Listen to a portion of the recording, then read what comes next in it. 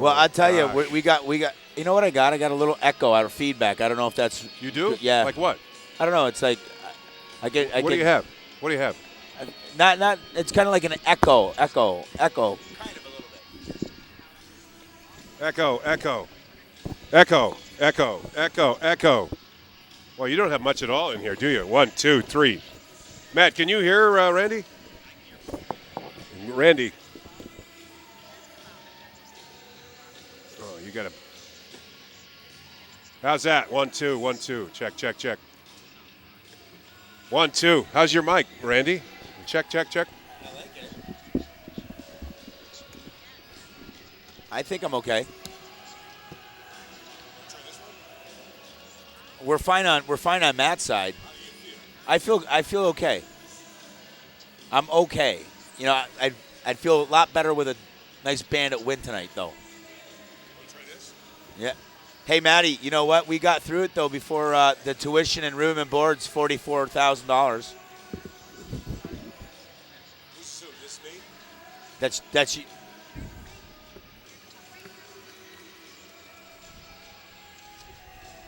What do you got?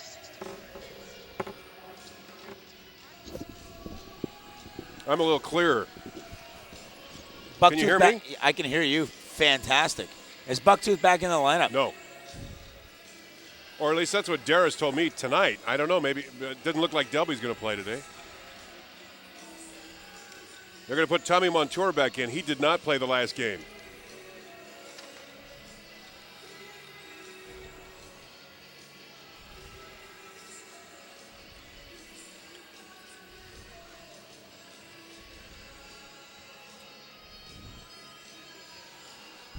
These are the divisional semifinals. Yes.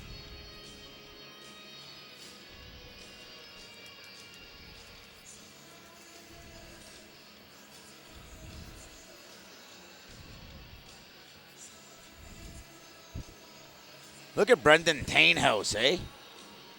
You know, but that's the thing. You know, the Buffalo Bandits is a breeding ground.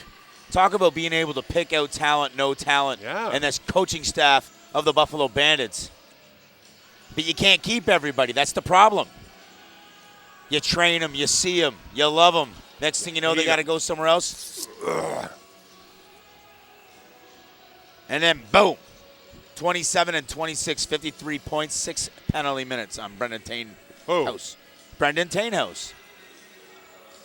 Craziness. What?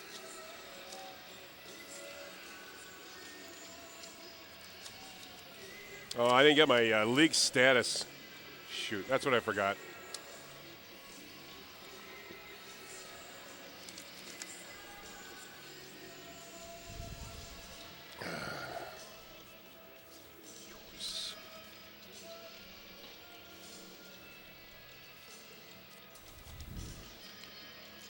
There's actually there's actually a Canisius graduate playing in for Boston. Who? I don't know if he'd be in the lineup. John Durno. 3 years ago, he played hockey. He played hockey. He used to have big, long hair. Yeah. Oh. Yeah.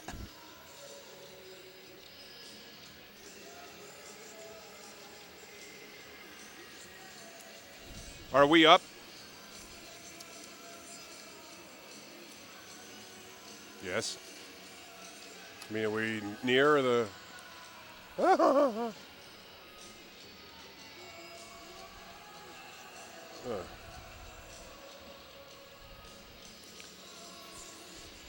Brian Croswell is in the lineup tonight. Croswell. If the daily grind... Let's start now. Do I sound like it? Yeah, I do. Whatever. Hey, do you guys know anybody from Lancaster? No, do you know anybody from Lancaster, no. Matt? You know how they talk, and they kind of got like that nasally thing, say, hey, I got to stop at Taps. Gonna. Salino and Bonds. I shop at Steinmont. Her beauty. Love. 13-12. All right, 13, the number 12 72 car and the number 19 car is going to have a great game tonight. They got to. Hey, got to step up. Got to step up.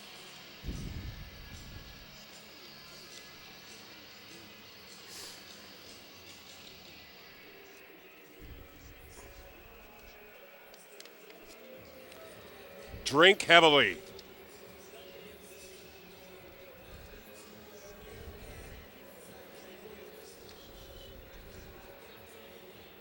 Yes, drink heavily. Burnt toast and Jack Daniels. You know what? I made 45% on my investment portfolio because I already had stock in Tamiflu. Ha ha. Thank you.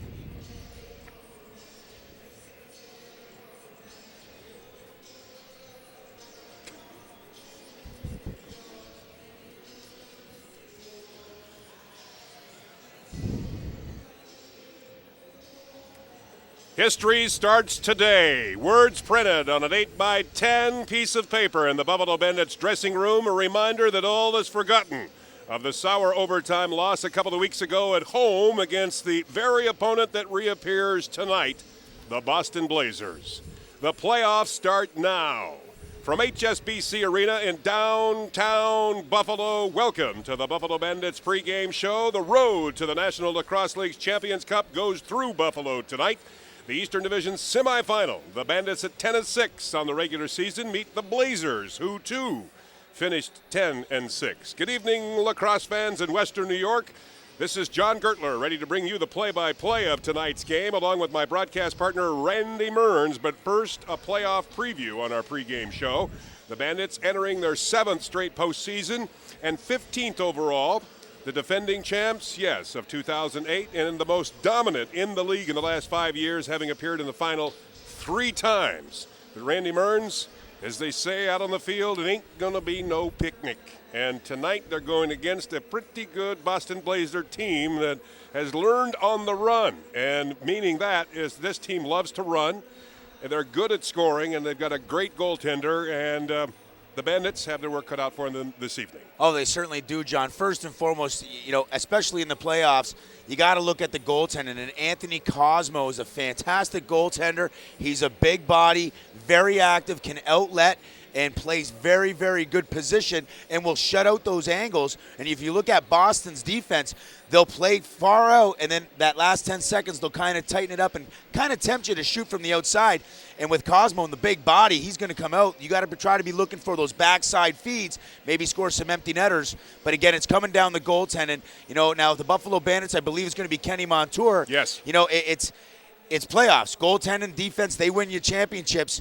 And Buffalo's going to really rely on Kenny Montour tonight to lead them into the next round of the playoffs. Interesting to note about how tight the Eastern Division came to be a couple of weeks ago. A 3-way tie again.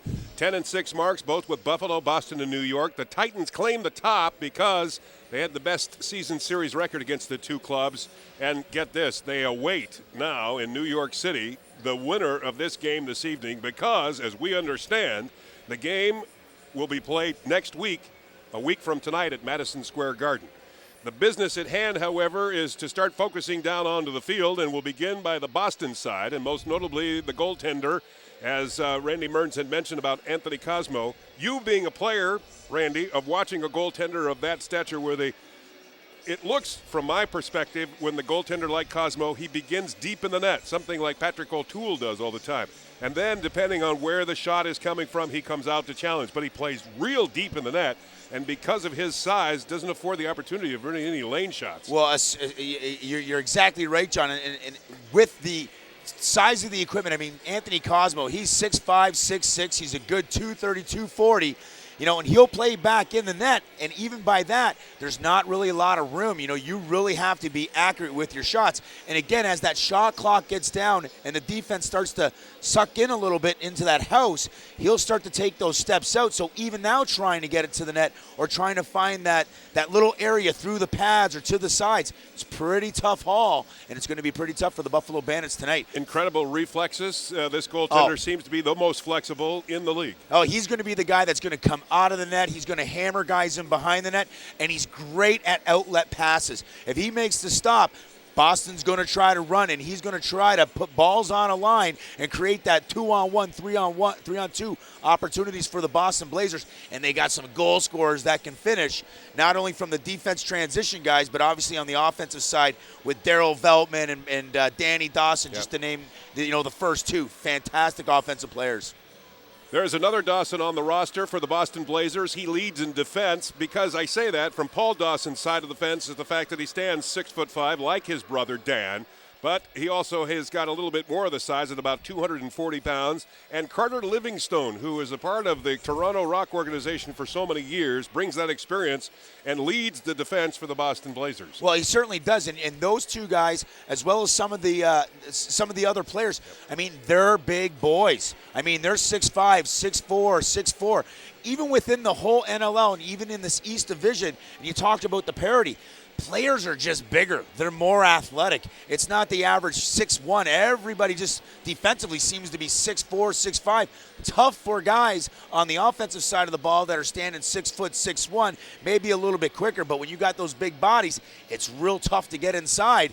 Hence, you got to shoot from the outside. And again, Cosmo's very, very good at reading those angles and playing that spot. Tom Ryan is the head coach of the Boston Blazers, but out on the field, it's Dan Dawson who leads the way on offense for the Boston Blazers. Dawson, who has been a part of a club such as Arizona and Portland last year. You might remember Dan being with the Portland Lumberjacks last year in the finals, but he has led this Boston Blazer team, and he directs them out on the floor, Randy, while the play is going on, because they've got three really good rookies out on the floor, but they need design on a regular basis. And Dawson, which, if you are coming to the arena this evening, you'll watch Dawson starting to point out on the field while he's got the ball.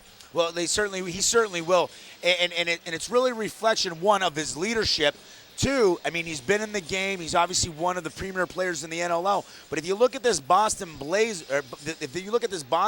lineup, it's a real good mix of Canadian and American field lacrosse players. So some of these guys are maybe I'm not going to call them inexperienced because they've gone through this whole first year, but they're still figuring out some of the nuances.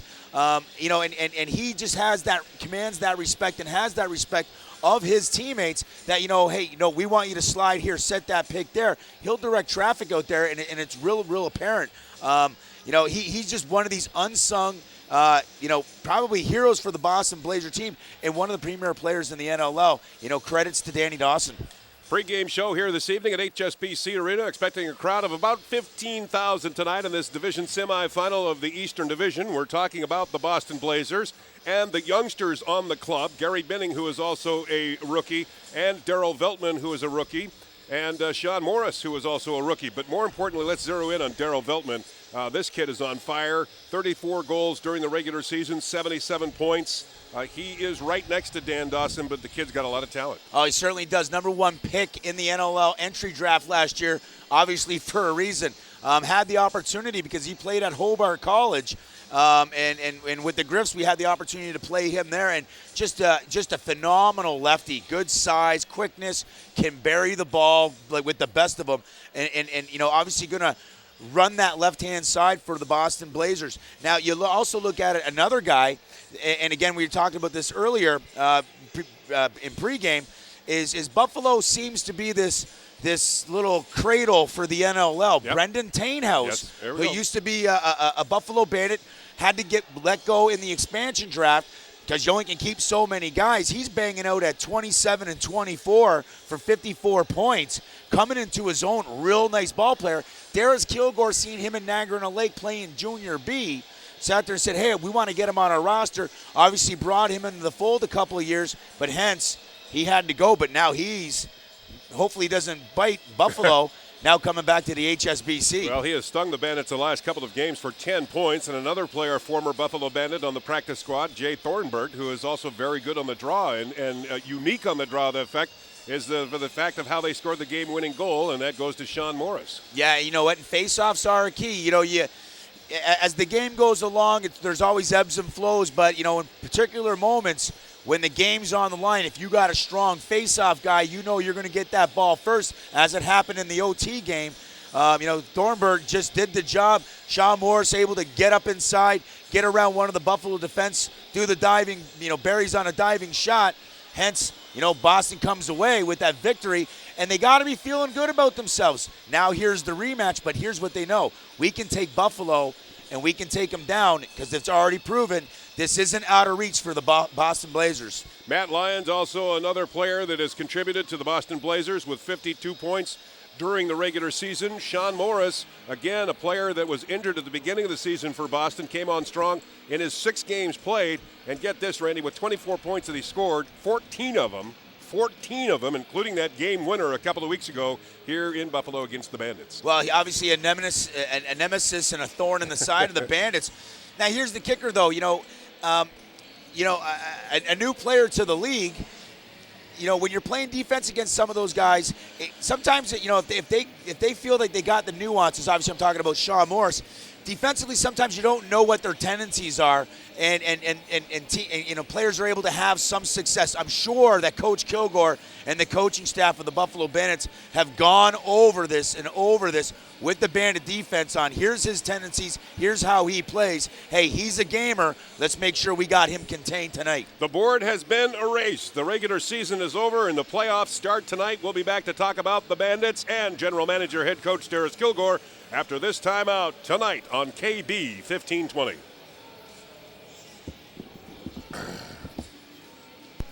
Season of this, we had a pretty good stuff. It matters what you do from this point on. Against today. Yeah, it doesn't matter what you. An astute quote that you made with General Manager and head. Yeah, we Great game today. Great game. Great game. Great game. Great game.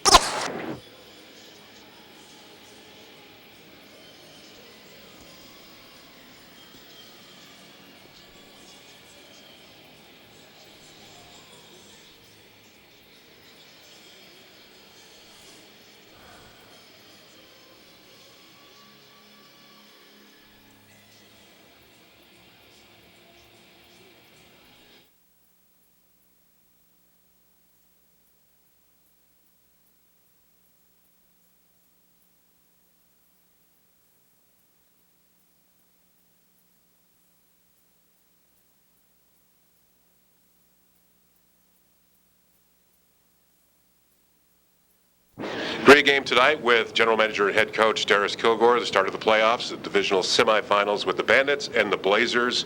History starts today.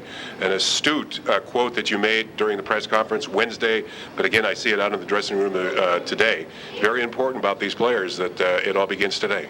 Yeah, it doesn't matter what you did in the regular season. It doesn't matter how you finished up. It matters what you do from this point on. That's what history's going to write.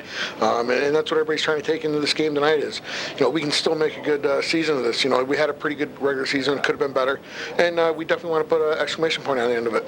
Tough game to swallow a couple of weeks ago. What were the results from the course of the last couple of weeks? I know you went through a lot of practices.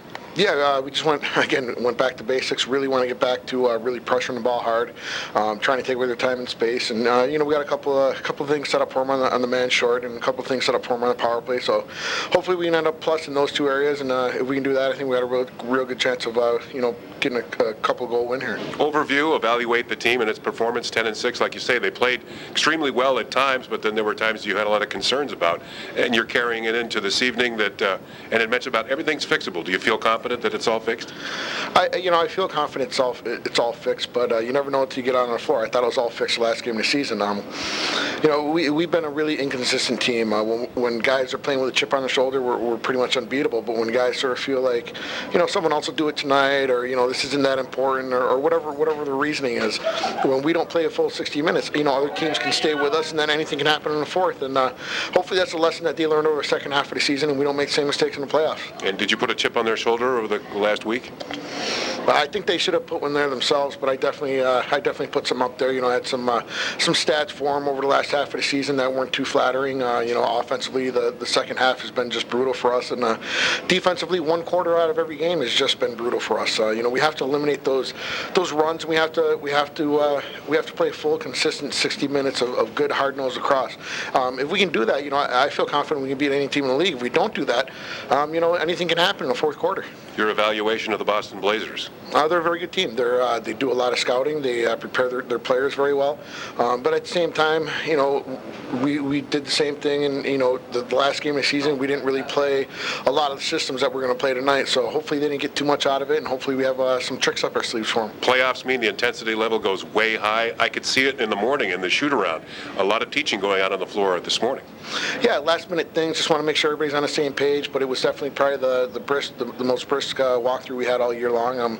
And definitely wanted to send a message to the guys that there is no more screwing around. We could end our season tonight if we're not too careful. So we tried to send the message out. I think the guys got it, and I think everybody's really focused and well prepared to play. Evaluating your roster, who's in, who's out tonight? Well, it looks like Brett's going to be out from last week, and that's about it, to tell you the truth. I think everybody else is pretty much staying the same. Brett's coming out and Tommy Montour's going in. Kenny gets a start, and hopefully the boys learn the lessons. Brett's just a few nicks and bruises, or just a lingering recovery? No, he's fine, but we're running him out the back door, and he hasn't practiced with us, and we sort of rotated the system from what it was last year, so he's not very familiar with it, and I don't want to put him in a spot to fail. You always want to put a player in a spot to succeed, and I think right now with him not really understanding the defense, it's not putting him in a good position or the team. So we'll give him one more week, and hopefully we get the win tonight. He'll be in next week, if not on defense, hopefully on offense. With that said, Tommy Montour has been a pleasant surprise this year. Tommy's done everything I've asked of him. I think he can do even more. He gets a little bit more discipline and run the systems in the defensive end. But as far as transition, turnovers, loose balls, he's been one of our best guys, and it's really good to get him back in the lineup after a 2-3 week injury. In evaluation of your forwards, are you looking to other players to dig down deep to give a little bit more offense? For sure. Whether it be, it doesn't have to be goals, but it does have to be in hard work points. We have to get the loose balls. We have to set the picks.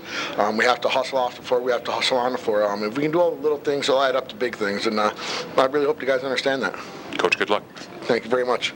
General Manager and Head Coach Darius Kilgore moments ago as the team stepped out on the turf to prepare for tonight's game with the Boston Blazers. This is the National Lacrosse League Eastern Division semifinal tonight from HSBC Arena as our pregame show continues. Up next, the captain of the Buffalo Bandits, Richie Kilgore, on KB 1520.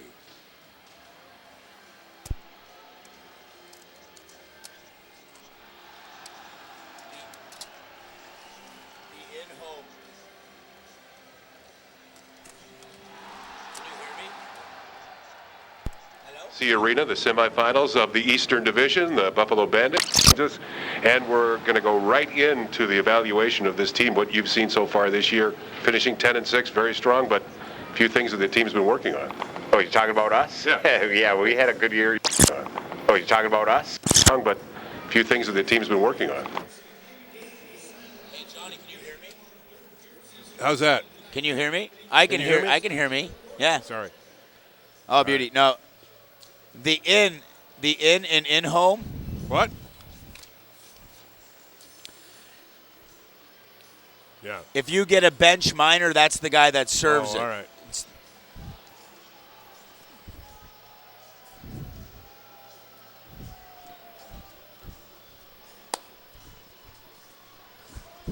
Tonight's game being brought to you by Verizon Fios, Independent Health, Napa, Labatt Blue, Twin Village Recycling, Native Pride, Niagara County Community College, and I Evolve Technology Services. John Gertler along with Randy Mearns from HSBC Arena. A big party going on out at the plaza this evening. Great weather, little cool, but everybody's having a ball out there. A lot of tailgating going on in the crowd. There's many of them already in their seats right at the moment, getting ready for tonight's game. The shoot-around and the pregame warm-up is over, so we're awaiting the official introductions of the Buffalo Bandits. And while we're doing that, we're talking about tonight's scratches on the game, and Randy reviewing it very quickly for the Bandits.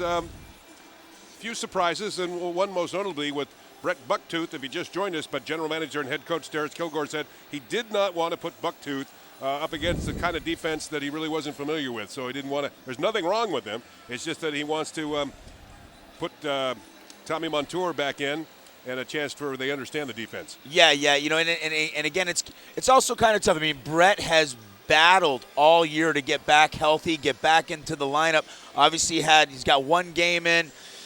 but we're playoff time as well, in my opinion. It's like, okay, are you really feeling the flow? Are you back into game shape? Have you had enough experience? Because all of a sudden you're throwing a new mixture in there. Coach Kilgore decides, you know what, probably better to go maybe with somebody that's transitional in terms of Tommy Montour, and we'll make that move. Also the other person to note is Captain Richie Kilgore. Not in. He's not in. He has been banged up the last 3 or 4 weeks. And I think Coach Kilgore, and I'm kind of interested in terms of that conversation in terms of being brothers, but Richie is a team leader and a gamer, and I'm sure he's probably pretty frustrated about not being in the lineup, but also knowing, hey, if we got a young buck or somebody else that's fresh 100%, that's going to be better for the team. And again, that's why Richie Kilgore is the captain of the Buffalo Bandits. Delby Palace also out of the lineup tonight. Brian Croswell, Richie Kilgore, as we had mentioned, Breck Bucktooth, and also Brendan Francis scratched for tonight's game. Ken Montour will be starting between the pipes. For Richie Kilgore, with 200 Bandit games in his 18th season, and certainly brings to the room at this particular moment the type of enthusiasm and controlled enthusiasm, now that he's a little bit older, understands what's going on. And we had a chance to catch up with him earlier this evening to talk about these Buffalo Bandits, what he has seen not only on the floor, but also sitting out in the stands. Oh, you're talking about us? Yeah. Yeah, we had a good year, you know what I mean? And a little disappointing how we finished. But, like you said, everyone resets the records now. It's 0-0. And, Darius had a couple of good 2 weeks of practice here and got some stuff drilled into our head. And like I said, we've seen these guys 2 out of the last 3 weeks, so we're pretty familiar with them, and they're pretty familiar with us. So I think tonight's going to come down to a lot of who wants it more. 18th season into the playoffs. Are you wiser now just to the fact that so many playoff games that you've been able to perform in? I hope so. I mean, the first couple, like you said, when you're younger, it's just you're so amped up and, you're just ready to go. You go out there and run around, like a chicken with its head cut off. Now I'm a little older, like you said, I know, and I also had to conserve energy, so I try and pick my spots. But like you said, this is it don't matter. I was just walking in with Clay Hill, and I told him, playoffs, and I swear to God, the hair on my arm stood up. So, the thrill is still there, and it's something you look forward to every year. That's what you play the 16 games for, to get to these games right here. What about the strength of this club that you've seen this year? Just an all-around great team. Like I said, everyone does their job. We have, 16 guys at dress, 2 goalies, and everyone has an assignment. And, with this much talent around here, some guys have had to sit and, take their turns, but no one complained once. And, it's just a testament to what a great team we are. Everyone knows what Darius does is best for the team. And, sure, you're a little disappointed if you're sitting or whatever, but you let that go in 5 minutes, and now you're going to cheer your buddies on. And I think that's the one thing this year that really showing through on this team was that how much of a team we are. Eastern Division very tough this year. New York and Boston came on strong in the second half of the season. Yeah, I mean, every year, you look who's sitting out this year, Toronto and Philly, 2 powerhouses usually. So our division is tough, and every year I think that's why the Eastern teams do pretty well in the playoffs. We're battle tested through the year. We play everyone in our division 2-3 times. We got 12 games of playoff intensity pretty much under our belts already. So, it was disappointing to finish second, but here we are now, and they are where they are, and let's just get her done. What do you think about the Boston Blazers, their strengths? They're young and naive, kind of, really. Like you said, they're almost too dumb to know that they shouldn't be here. So, and that's dangerous for us because, like I remember our first year in the Bandits, same thing with us. We lost our first 3, went on a little roll. We didn't even know we weren't supposed to be that good. So, knock on wood, we can bring them back down to earth here. But, I think that's great for them. They're young, and they also lucked into probably one of the best goalies and the top O guy in the league. So, they're a good team, and, we're going to have to play a full 60 minutes to get this done. As we do in the pregame show, give us a background of who Richie Kilgore is away from the game, and what do you do? Right now, I worked at Smokin' Joe's pretty much since high school, and 2 sons, a wife, and away from the floor, pretty much all they do is try and think about when the next game or practice is. And luckily, I just got hired as head coach at NCCC, and this is my last year with the Bandits, and next year moving on to a new phase. So that's Rich Kilgore in a nutshell, I guess. What it's going to be like with moving into head coach of the Niagara County Community College Group? It's very exciting for me because, I knew I always wanted to get into coaching, and the athletic director over there I actually played football for in high school. So, it's kind of just like my Bandits career. I just kind of lucked into it, and I was in the right spot at the right time, and that's all it really is. Staying away from the floor, but the peripheral, the crowds this year have just been unbelievable. Bandit Land has captured the enthusiasm of everyone here in this city, and most notably around from the league. Yeah, I mean, it was great to see the Buffalo back to the way it used to be in the first, 7-8 years. And like you said, around the league, people know. And, I don't think any players will admit it, but, who wouldn't want to play in front of a crowd like this? And like you said, I think they're worth 2-3 goals every game. And like you said, I missed 10 games this year, and, sitting up in the stands, it is a fun time. The crowd is into it, the cheers, and, like I said, I got a whole new appreciation watching a couple games from the stands and how much the fans really are into it and how much they care. It's great. It's awesome. Back to the floor and to the competition at hand tonight, returning to 2 weeks ago. It was a very sour taste in many of the players' mouths from the standpoint of losing in overtime. But what happened to the team from that point on? I know you went through some pretty heavy practices over the course of the last couple of weeks in preparation of tonight's game. Yeah, like I said, we had that great start 7-1, and then I think we got a little bit complacent, and Darius broke out the game tape, and film don't lie. And after that film session we had there, I think everyone was thinking I can do more.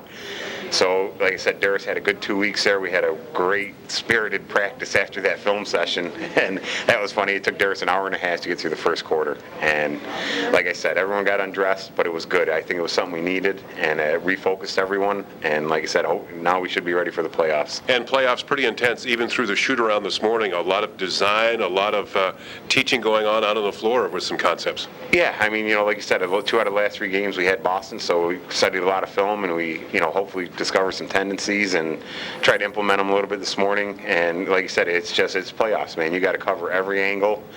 Coaches went over everything. The players are prepared, and now it's just time to go out there and do it. And this is the time where every player becomes a brother, and the family grows that much closer. And one of the things that the Bandits have always been known for is the camaraderie. Yeah, and like you said, Darius, breeds that. And come here, be yourself, and have fun. But there's going to be 2 hours that we have to punch in and work, and that's Tuesday night and Saturday night. So have your fun, but you do what you have to be ready. And he just, pretty much lets you be men. And like you said, it is a great atmosphere, and the camaraderie is definitely here this year.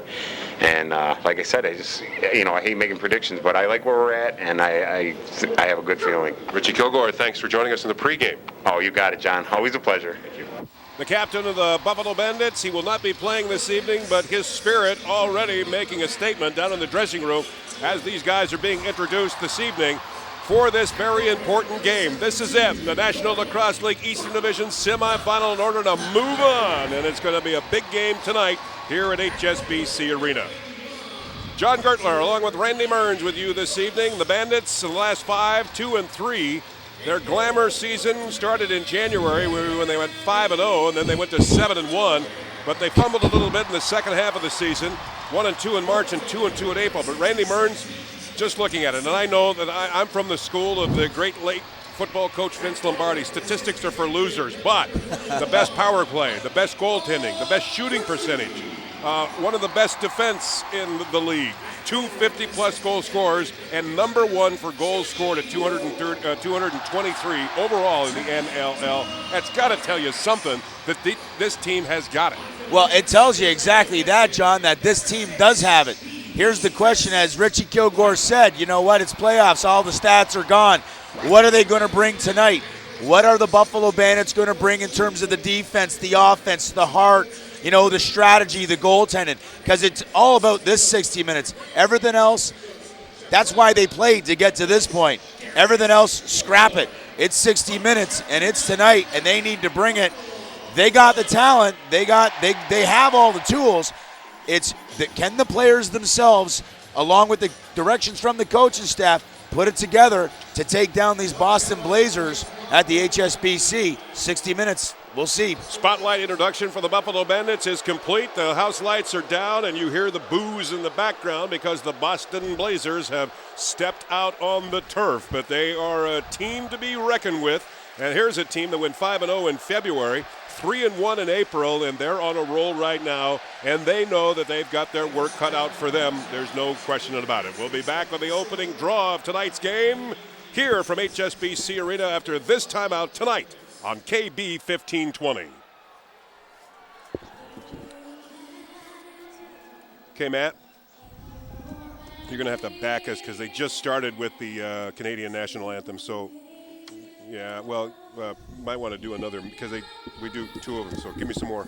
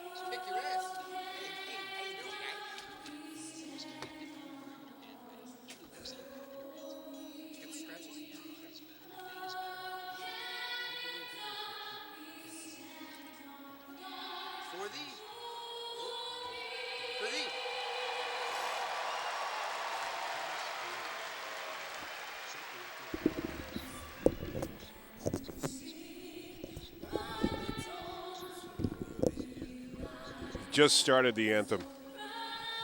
Yeah, all right, good. Okay, we're fine. You are just unbelievable, man. Whew.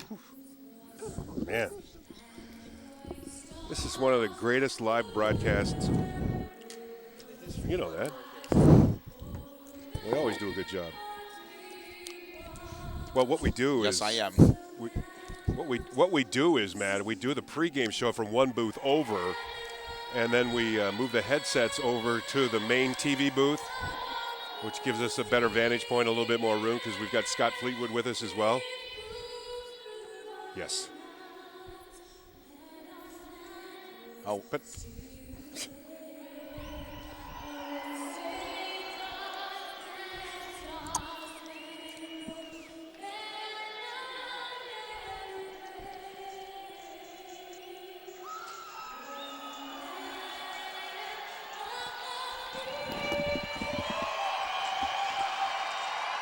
Yep.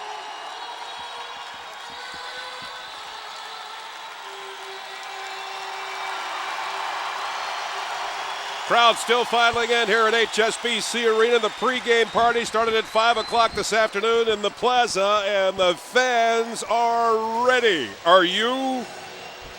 Hi again, everybody. John Gertler along with Randy Mearns with you this evening for tonight's divisional semifinal with the Buffalo Bandits and Boston Blazers. Matt Sanfilippo is our producer, and Scott Fleetwood is our statistician. And snuggle up and listen to the radio tonight, because this is for all the marbles in the part of the playoffs. We'll talk about what's down the road, but let's cross this bridge first, and this bridge is right here in Buffalo this evening. The fact that the Bandits, they wobbled a little bit in the second half of the season, and they know that they've got their work cut out for them this evening. We're using all sorts of little phrases and darts here and there with respect to this team of the Buffalo Bandits, and they know they're going against a very qualified club in the Boston Blazers, and they're led by Dan Dawson and also Anthony Cosmo.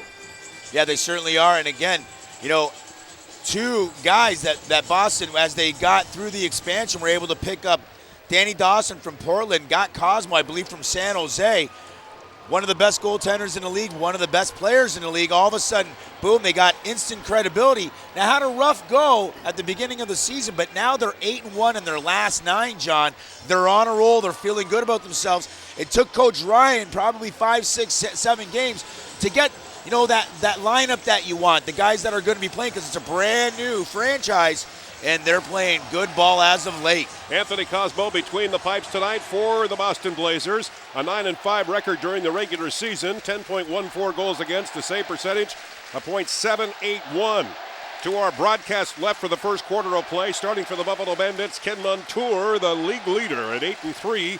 The only goaltender below a goals against average of 10, and he comes into this evening's game with a .813 save percentage. And I'll tell you what, as Randy Mearns had mentioned in the pregame show, defense wins championships, and it's got to start tonight.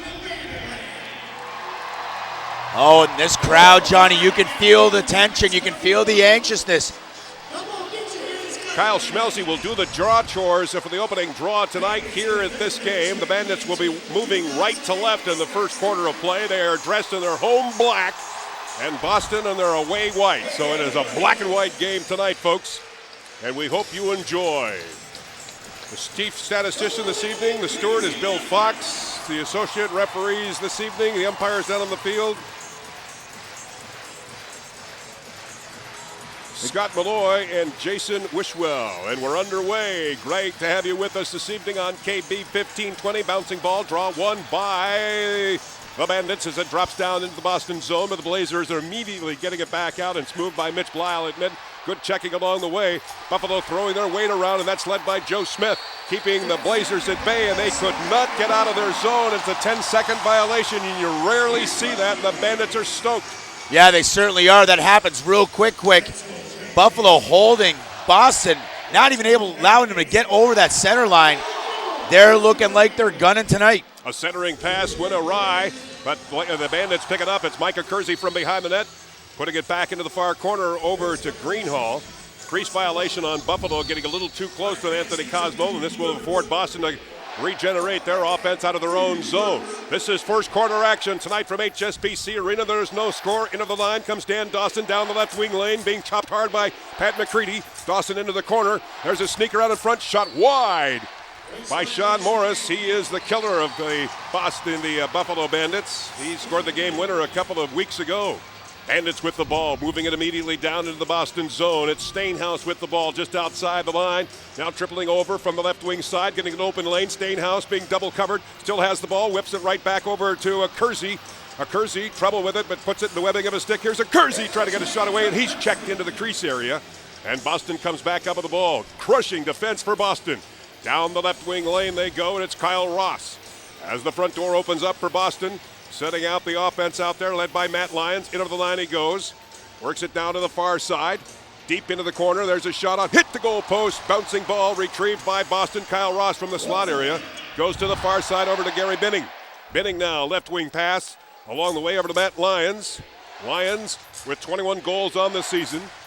Dan Dawson retrieves the ball, and there's a penalty coming up against Buffalo. One of the things that the Bandits did not want to get involved with or any bad penalties, and they've got one coming up here in a delayed call. Extra attacker is out. Here comes Boston with a give-and-go shot. They score.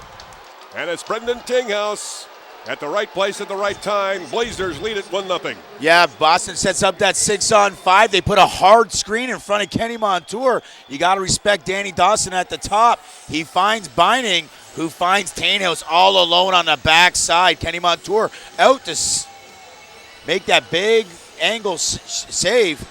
Tinghouse all alone. Empty net goal, 1-0 Boston Blazers. Brendan Tinghouse, a part of the Bandits organization, and he's deadly in that particular position that he's just to the side of Kenny Montour, and scoring the goal is Brendan Tinghouse.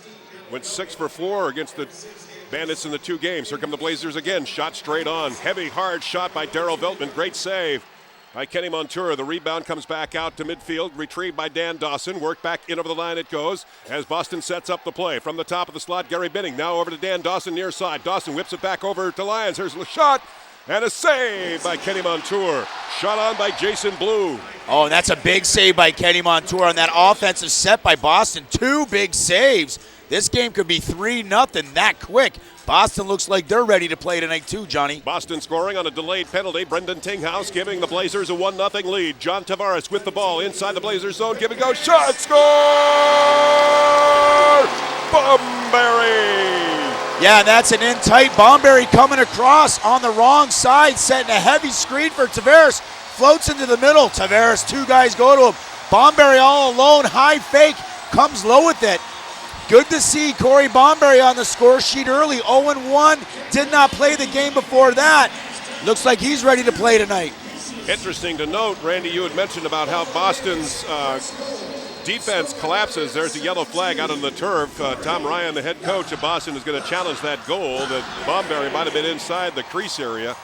But a player of Bomberry's size working through that defense, as you had mentioned, Boston collapses their defense once the offense comes inside their zone, and a guy like Bomberry's got the physical size, he can just power his way in. Well, I think this was one of those new techniques that Coach Kilgore was talking about, because usually lefties and righties stay on their side of the floor. Bomberry's a right-handed player, but he comes over and sets a high screen for Johnny Tavares on the left-hand side. Tavares looks to go up over top. Both guys go to Tavares. Bomberry, who's on his wrong side, just slips into the middle. Something different Boston didn't see the last time out. Bomberry finds himself all alone. Nice play, but let's see if this one's going to count. They have accepted the coach's challenge, and they're reviewing it on the on-field officials on the bench area. Oh, that's tough to see. He's tiptoeing that line. Had the shot away, according to the replay, well away by the time he went into the crease area and beating the stick side of Anthony Cosmo. And we'll find out the results from the official tonight, Bill Fox, as he steps down on the turf. It is a goal. Yeah, and that's, timeout charge against Boston, and those are critical in a playoff game like this. They certainly are. You know what? But it's the first half. You may want to use one late. You really want to keep that timeout in that second half. So, hey, that's a good call by Tommy Ryan because that was millimeters. Or I guess we're in the States, so now that was kind of like a half an inch from the goal crease, but the ball goes in before Bomberry steps in. It's a 1-1 ball game. Bomberry did the draw chores. He also scored the goal. It's tied at 1 here in the first quarter of play. Great to have you with us this evening here on KB. Working the ball now for Boston is Gary Benning, being pressured out at midfield by Stainhouse. Stainhouse now lets the ball go over to Dawson. Dawson back over to Benning. In over the line it goes. Benning with a shot. Save! Right side of Montour. Rebound Dawson. Just outside the Buffalo line. Reverses the position. Comes right in. Takes the shot. Bounces in front of Montour. Got a piece of that one. Hit the high netting as well. It'll be Buffalo's ball. 1-1 the score here in this Eastern Division semifinal at HSBC Arena here in Buffalo. Mark Stainhouse carries the ball in over the Boston line from the left wing side, looking for an open lane. He dekes his way closer to Anthony Cosmo, now forced into the far corner. Being checked along the way heavily by Jack Reed.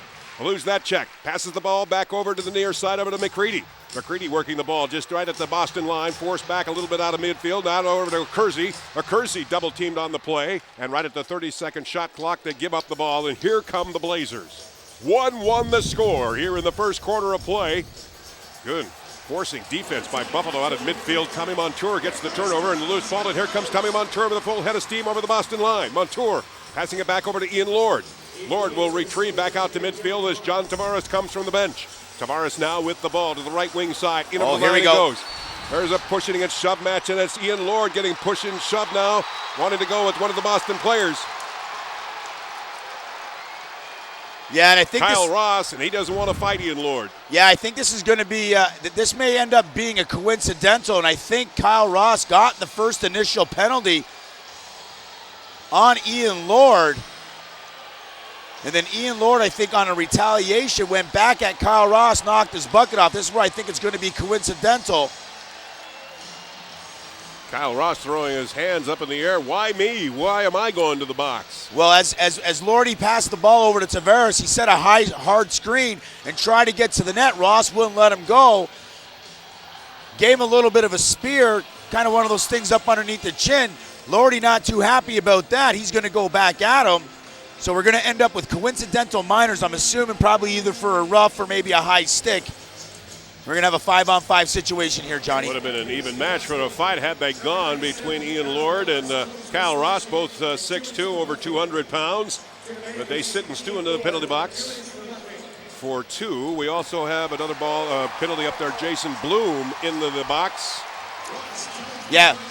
Well, Ross got two minors. Lordy got the 1. Ross got the slash and the rough. So Buffalo's going to have a quick power play. 5-on-4, 2 minutes. Power play working. John Tavares, quarterbacks at the top of the slot. Point is Bomberry with a shot, and that blast goes wide, and the rebound goes all the way back out to midfield and over. So an over and back charge on to Buffalo. Interesting to note that Bomberry is working over at the left point. Tavares working the quarterback of the power play, but Boston has the ball from the over and back charge. We're tied at 1 here in the first quarter of play. 10 minutes and 15 seconds remaining. Boston shorthanded, carrying the ball across. They scored 8 shorthanded goals in the regular season, and whittling away the time is Brendan Tinghouse. Works it back over to the far side. Tinghouse back out at midfield, retrieves the ball from the turf, and now works it down the left wing side and inside the Buffalo zone. Tinghouse from the corner gets checked by Sanderson. Here's Tinghouse with a wraparound, and a save by Montour, sealed the note. And Pat McCready runs the ball back out to midfield. Hang on. Play is stopped with 9 minutes and 54 seconds left here in this first quarter, and also an official timeout at HSBC Arena tonight on KB 1520.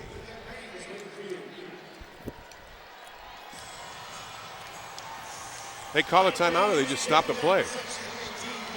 The referee called an in the crease violation.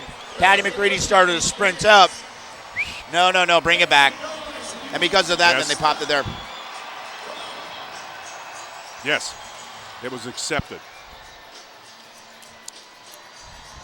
Yes.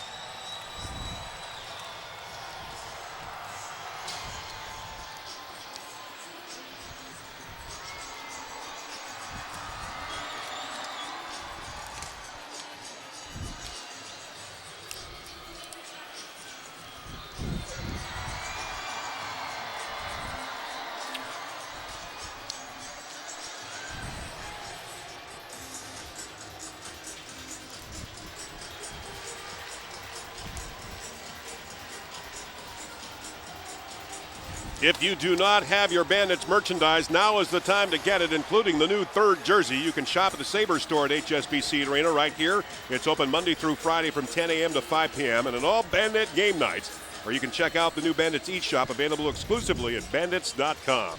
This is John Gertler along with Randy Mearns, Matt Sanfilippo, our producer, and Scott Fleetwood, our statistician. We are tied at 1. Corey Bomberry's goal has, yes, been allowed after the coach's challenge, and Brendan Tinghouse scoring for the Boston Blazers, and will return down to the turf. When we took the timeout, there was a crease violation, and they called McCready back. Yeah, they call McCready back. You're supposed to actually hold for that split second. McCready was gone because he can fly, trying to create some transition. The referee saying, no, bring it on back.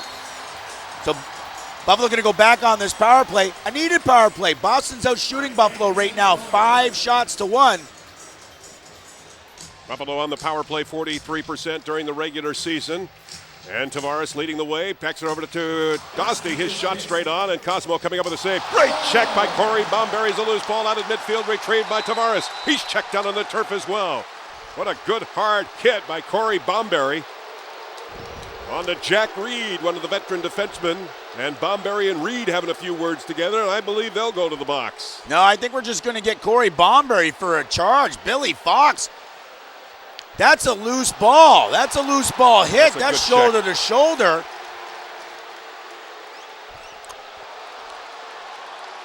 But the head official, Billy Fox, he's calling that as, I don't know what he was calling there.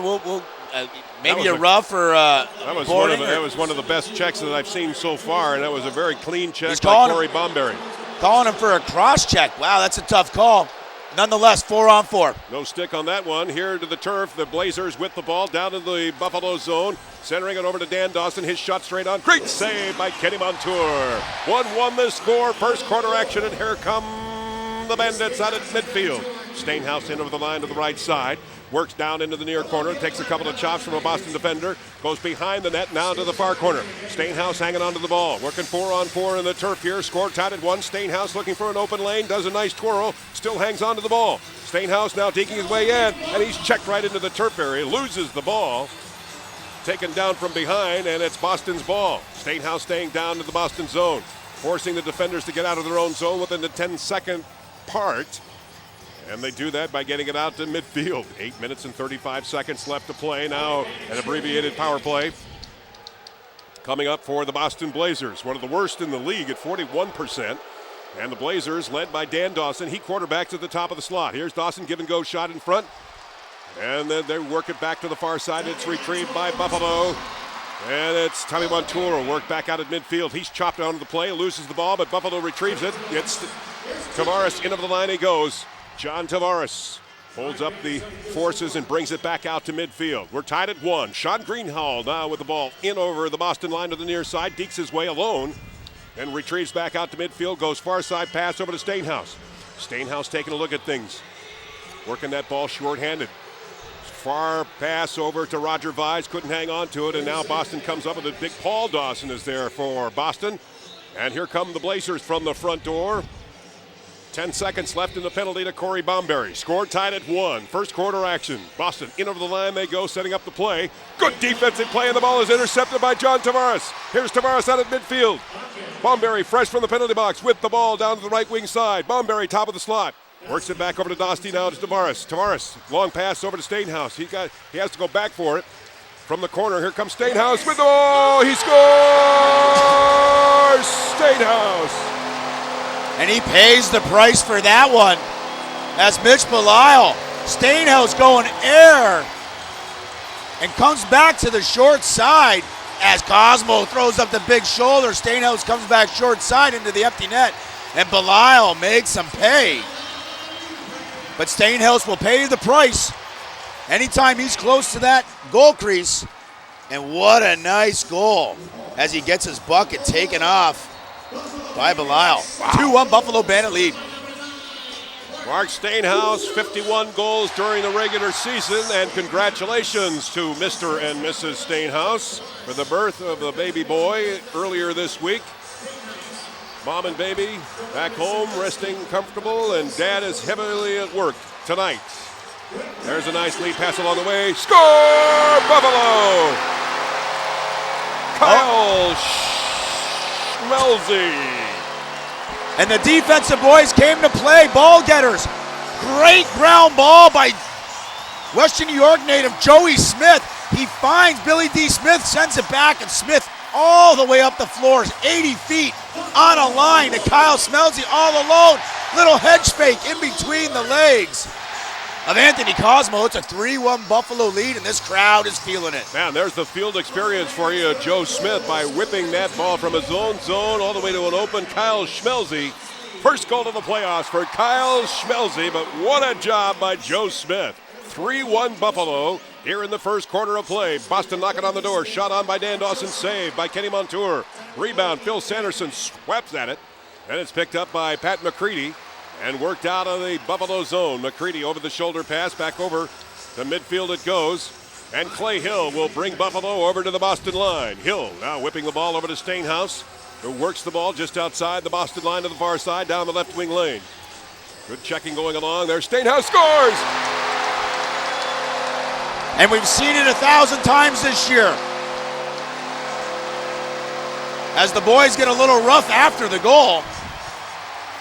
Sticks are up and a lot of pushing and shoving going on down into the Boston zone, but the on-field officials quick to break it up. 4-1 Buffalo. We've seen that play 1,000 times. Mikey Accursi coming up, setting that hard pick, and then he's going to slice. Both guys go with Accursi. Stainhouse wasted no time. High to high, blowing it by Cosmo, who now has something wrong with his equipment, and they're going to take a little bit of a timeout just for funsies, kind of settle everything up. It's a 4-1 Buffalo Bandit lead. Got 30 seconds in order to take care of that equipment malfunction. And that's the fourth goal on 5 shots against Cosmo. 1 save. We talked about goaltending. Goaltending's got to be big. I don't know if Coach Tommy Ryan's thinking, whoa, we're getting a little shell-shocked here. We'll see as this game progresses, but 4 goals on 5 shots. The Buffalo sharpshooters are on fire tonight. Buffalo is just relentless out at midfield. Chris White going a heavy check along the way, forcing Boston to retool the play. Now it's held by the top of the slot. Tanghouse, far side it goes. There's a shot wide on the Buffalo net, and a good check along the way, and another penalty coming up, I believe, against Buffalo. Greg Downing taken down to the turf. And even with that good defense, and I believe Joe Smith will be the guilty one. Yeah, I think Coach Kilgore's message to the boys is from a defensive standpoint, if somebody's shooting, somebody's hitting the ground, you know, don't play on tippy toes. And Downing got up underneath, tried to come and do the air coming across, takes the shot, but Joe Smith just piles him into the ground, making him pay for the opportunity. Boston going to go back up on their second power play of the game. 4-1 Buffalo. Boston with the man advantage. Shot on, shoulder save by Kenny Montour. The rebound is retrieved by John Tavares. Tavares lead pass along the way. Trying to get it over to Stainhouse. Couldn't do it as it goes down into the Boston zone. So Boston will generate their offense out at midfield. Led by Dan Dawson. 30 goals on the season for 104 points. Tied the assist record at 74 during the regular season. Boston now staging the power play. Dawson works the quarterback near side. Shot straight on, and that's by Matt Lyons. Shoulder save by Montour. Rebound, Dawson. Dawson in over the line from the top of the slot, looking. Now over to Lyons, back over to Dawson. Far side pass. There's a goal, give and go shots. That goes wide by Boston.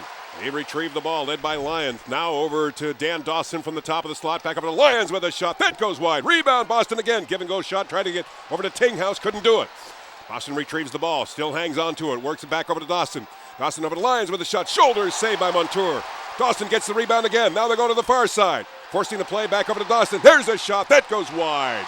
Hits the netting, and it'll be Buffalo's ball, or will it be?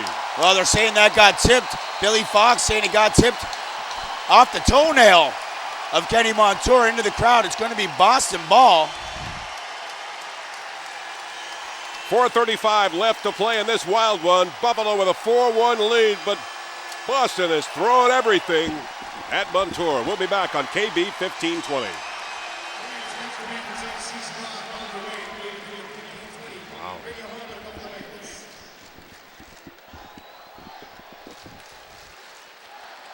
A new voice.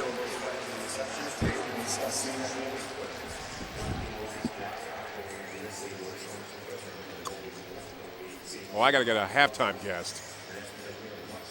Who do we have on halftime?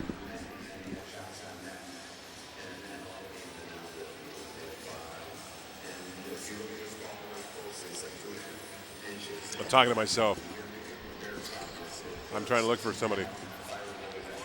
Okay. All right.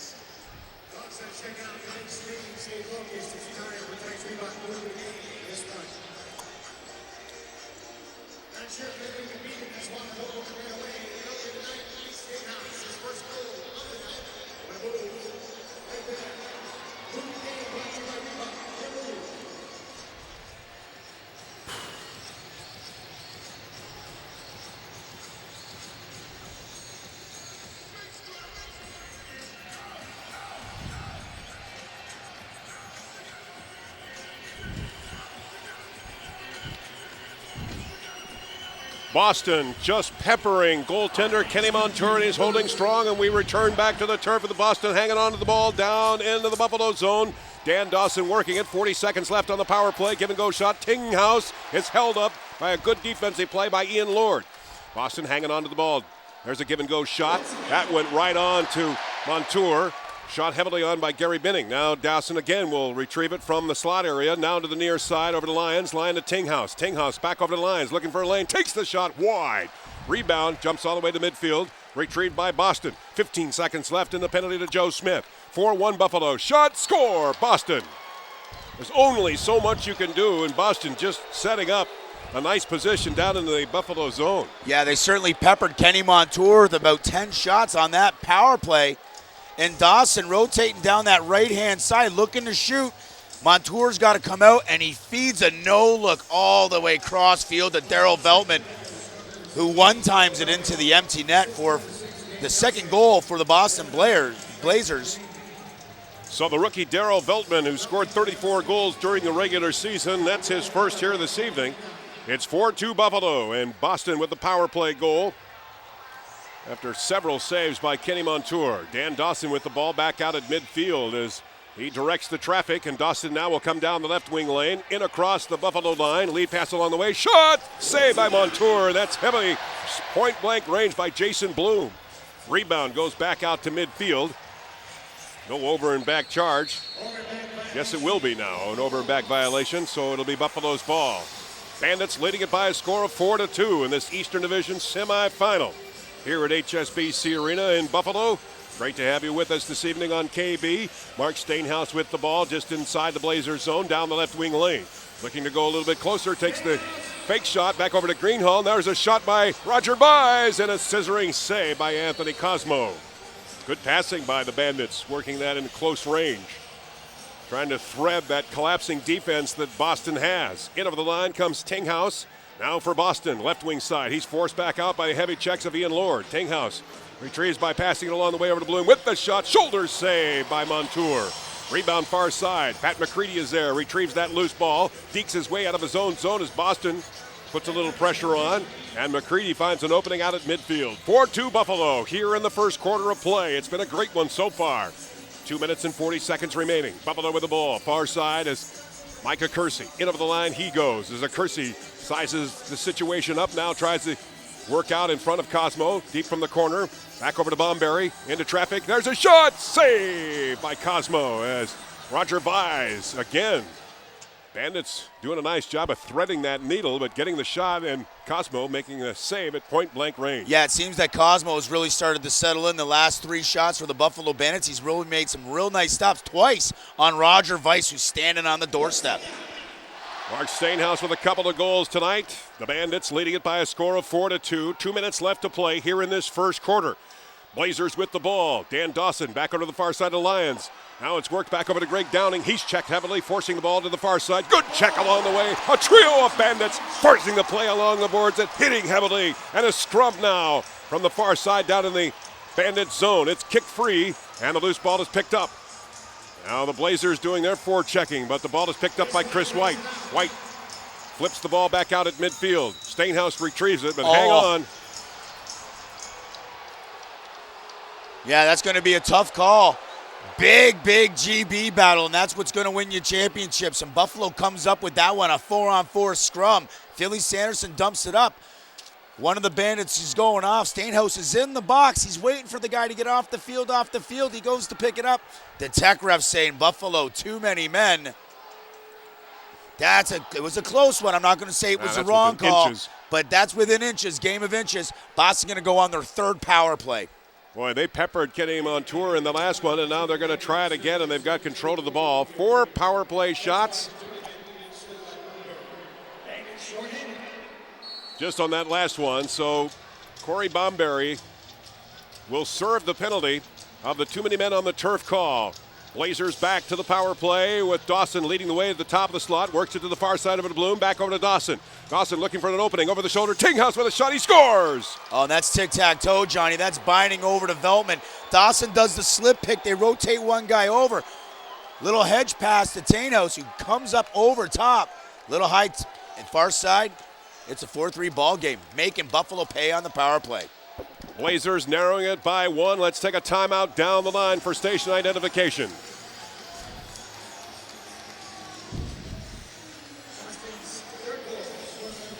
This is John Gertler along with Randy Mearns, Matt Sanfilippo, our producer, and Scott Fleetwood, our statistician at HSBC Arena here in Buffalo. The Bandits leading it by 1 now, 4-3, after a couple of power play goals by the Blazers. Some very, very close calls down on the turf tonight by the officials. In this Eastern Division semifinal, as Stainhouse now works the ball for Buffalo to the far side, comes down the left wing lane, in the zone, into the far corner he goes, whips it back out, nobody there to retrieve it, intended for a Kersey. It's held on by Greenhall. Greenhall now comes back into the line, winds up with a shot. There's a shot by a Kersey and a big save by Cosmo. 16 shots on goal for Boston to Buffalo's 8. The Bandits lead it by 1 with under a minute to play here in the first quarter. Dan Dawson with the ball. In over the line to the left wing side. He's got an open lane. Dawson now forced back into the near corner. From the top of the slot it goes. There's a hard shot. Score! Brendan Tinghouse. Yeah, that's the hat trick for the former Buffalo Bandit, making the Bandits pay. Buffalo tries to double up on Dawson. They're going to put 2 guys on him, making sure he knows where he is. Tinghouse, the last guy out of the front door for Boston, finds himself all alone and rockets a high to low to the short side of Kenny Montour. She's all tied up. 25 seconds left in this first quarter. So Brendan Tinghouse scoring 27 goals during the regular season, 53 points overall. And the hat trick for the former Buffalo Bandit to tie it at 4 with 20 seconds left to play here in this first quarter. Kilgore will call Montour back over to the bench, and the 6th attacker is out now as the time counts down on Buffalo with 10 seconds remaining. Staging the play from the top of the slot outside the line is Stainhouse. Now over to Roger Vise. Vise into the corner over to Tavares. Tavares, give and go shot. Score! Buffalo! Greenhall! Oh, and those are the killers. 1.2 seconds left.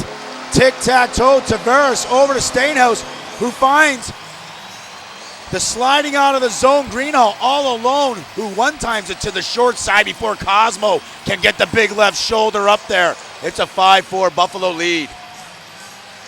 Like the way that Buffalo is working the ball, and they're giving Boston a dose of their own medicine. by staging their players close to Anthony Cosmo and Sean Greenhall, who had a couple of assists in the last meeting against these two teams. Nets his power play goal. That's his first of his career. And the Bandits lead it by one at the end of one here from HSBC Arena tonight on KB 1520.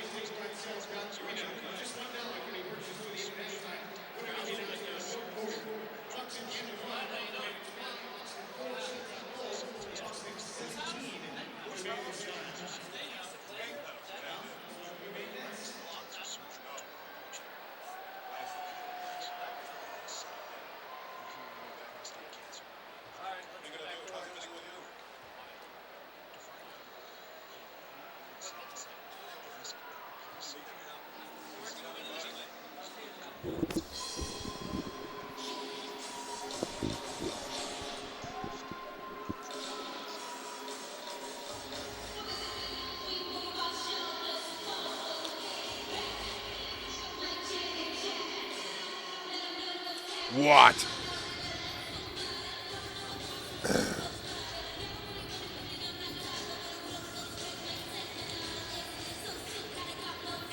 That is 5-4 at the end of one.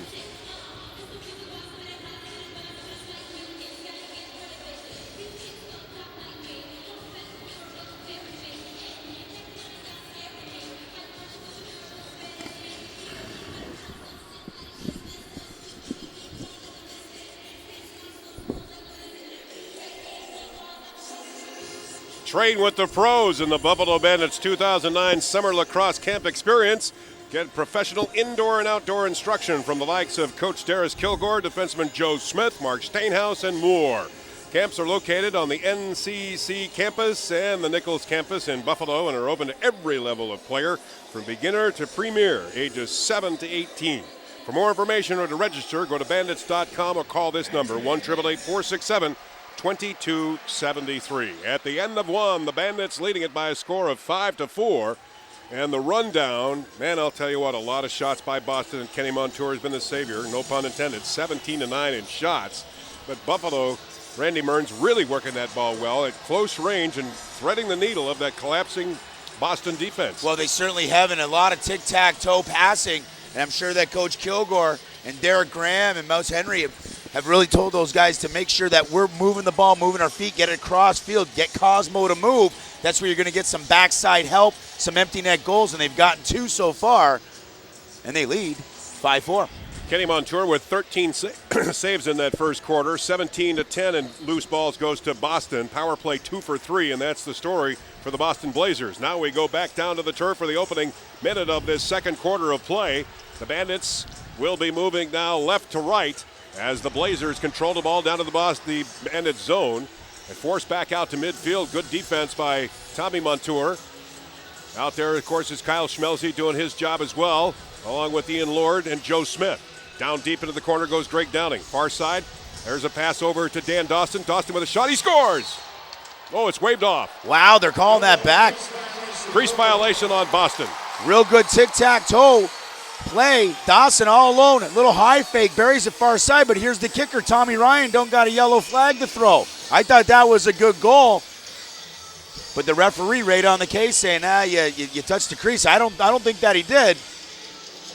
Buffalo still stays up 5-4. Ryan throwing the flag at the 2:08 mark of the first quarter on Corey Bomberry's goal, which was allowed. Flag was taken away and a timeout charged. Now Buffalo with the ball down in the Boston zone, working it from the corner as Dosty over to Okersey far side pass over to Stainhouse. Stainhouse just at the Boston line, back over to Okersey with a tip shot that goes wide of the Boston net, and Okersey's taken down onto the turf. Yeah, but they're going to call that Okersey went for the loose ball, ran through the crease. Okersey knew it too. He got a little pressure on the back. He did the dive, seeing, hey, Foxy, you going to fall for that one? Foxy's not falling for it. The ball's going back to Boston. Boston's ball, in over the line comes Sean Morris to the right wing side. Morris hangs onto the ball from the corner, tips it back over to along the way to Binning. Binning forced back to the slot area. Good defense along the way by Clay Hill. Now Sean Morris breaking free. He's got an open lane, takes the shot. Montour with a nice save. A rebound collected by Boston. There's Morris, dekes his way from Clay Hill. Morris into the corner. Back over to Binning. Now to the far side. Over to Tinghouse. Top of the slot it goes. Along the way over to Darrow Veltman. Veltman now to the near side over to Sean Morris. Morris working that ball, and Morris is checked hard. And the 30-second shot clock violation goes against Boston, and Buffalo changes up quickly as McCready brings the Bandits out to midfield. 5-4 Buffalo here in the second quarter of play. We played a couple of minutes of this second quarter. Stainhouse in over the line looking for threes. Got the ball, comes in closer. Works the ball far side now. Collected by Weiss from the far corner. Top of the slot over to Bomberry looking for an open lane. Bomberry with a shot, and it's scissored by Cosmo. Oh, and Cosmo's out 10 feet on that one. When Bomberry's going to let it go, he's locked and loaded right in the middle of the floor, 25 feet out. Cosmo knows he's shooting. He's way out and makes a real nice save on Bomberry. This is second quarter action. The Bandits leading it by a score of 5-4. Blazers inside the Bandits zone. Working it over to the near side is Gary Binning. Binning looking for an opening. Nice pass along the way by Dawson. A save by Montour. Rebound comes all the way back out to midfield. Dawson gets a chop along the way by Chris White, and he limps out at midfield. Dawson now tips the ball. Far side it goes. Back over to Gary Binning. Binning along the way. Another penalty coming up against Buffalo. The give-and-go shot went wide, collected by the Bandits, and another penalty coming up. Yeah, Chris White got a little hack on Danny Dawson. Dawson tried to get the referees to buy into it, but here's the kicker. Now they're watching, and Whitey goes in and gives him another little chop. I don't know if that's warranted a penalty, but nonetheless, the referees are watching it. Whitey's going to serve 2 for the slash, and Boston going to go on their 4th power play of this evening. 5-4 the score. Buffalo. Boston working the ball down immediately into the Bandit zone. From behind the net is Tinghouse, far side. Now to the top of the slot over to Dawson. Dawson sizing things up. Now to the near side it goes. Shot by, that one goes on by Darrow Veltman, goes wide. Rebound collected by Dawson. Boston is very good about retrieving those loose balls. There's a shot by Dawson that goes wide, and it comes back out to midfield. A foot race now, and it's collected by John Tavares. He's got a breakaway. Here's Tavares straight in. He scores! JT!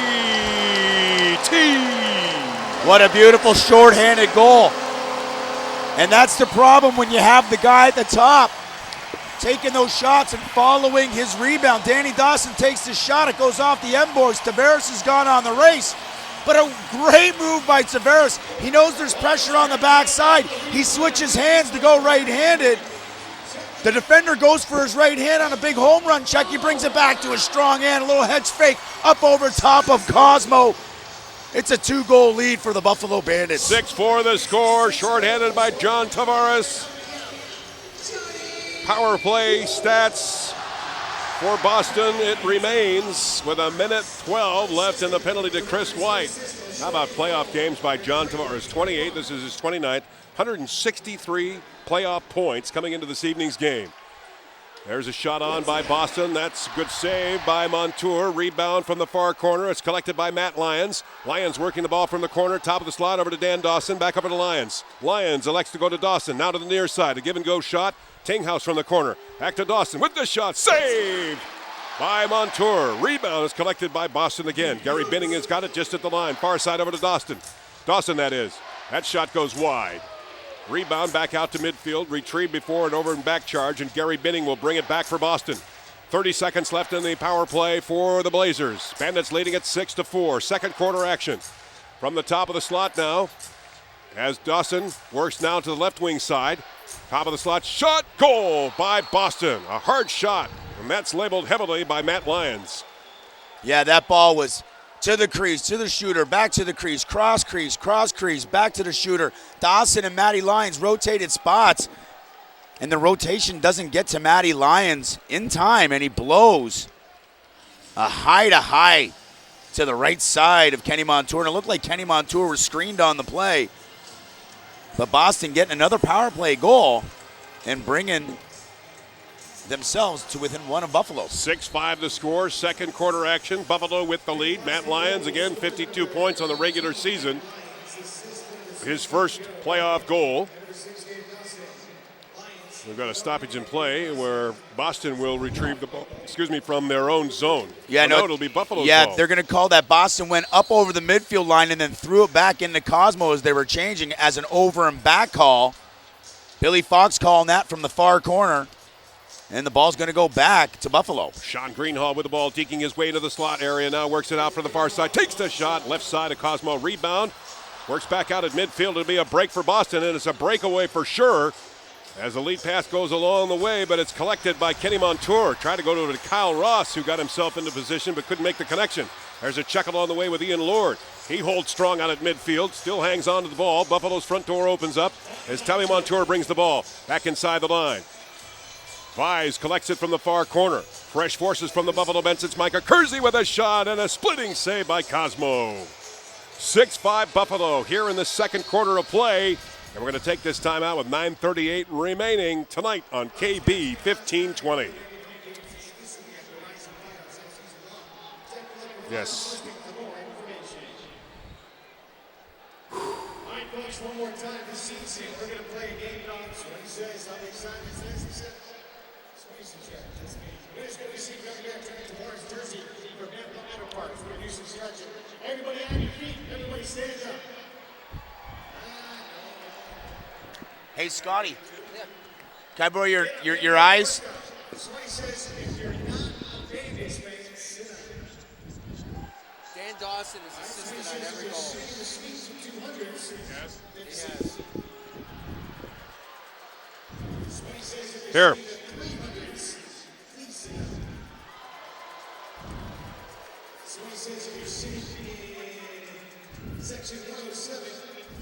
Oh.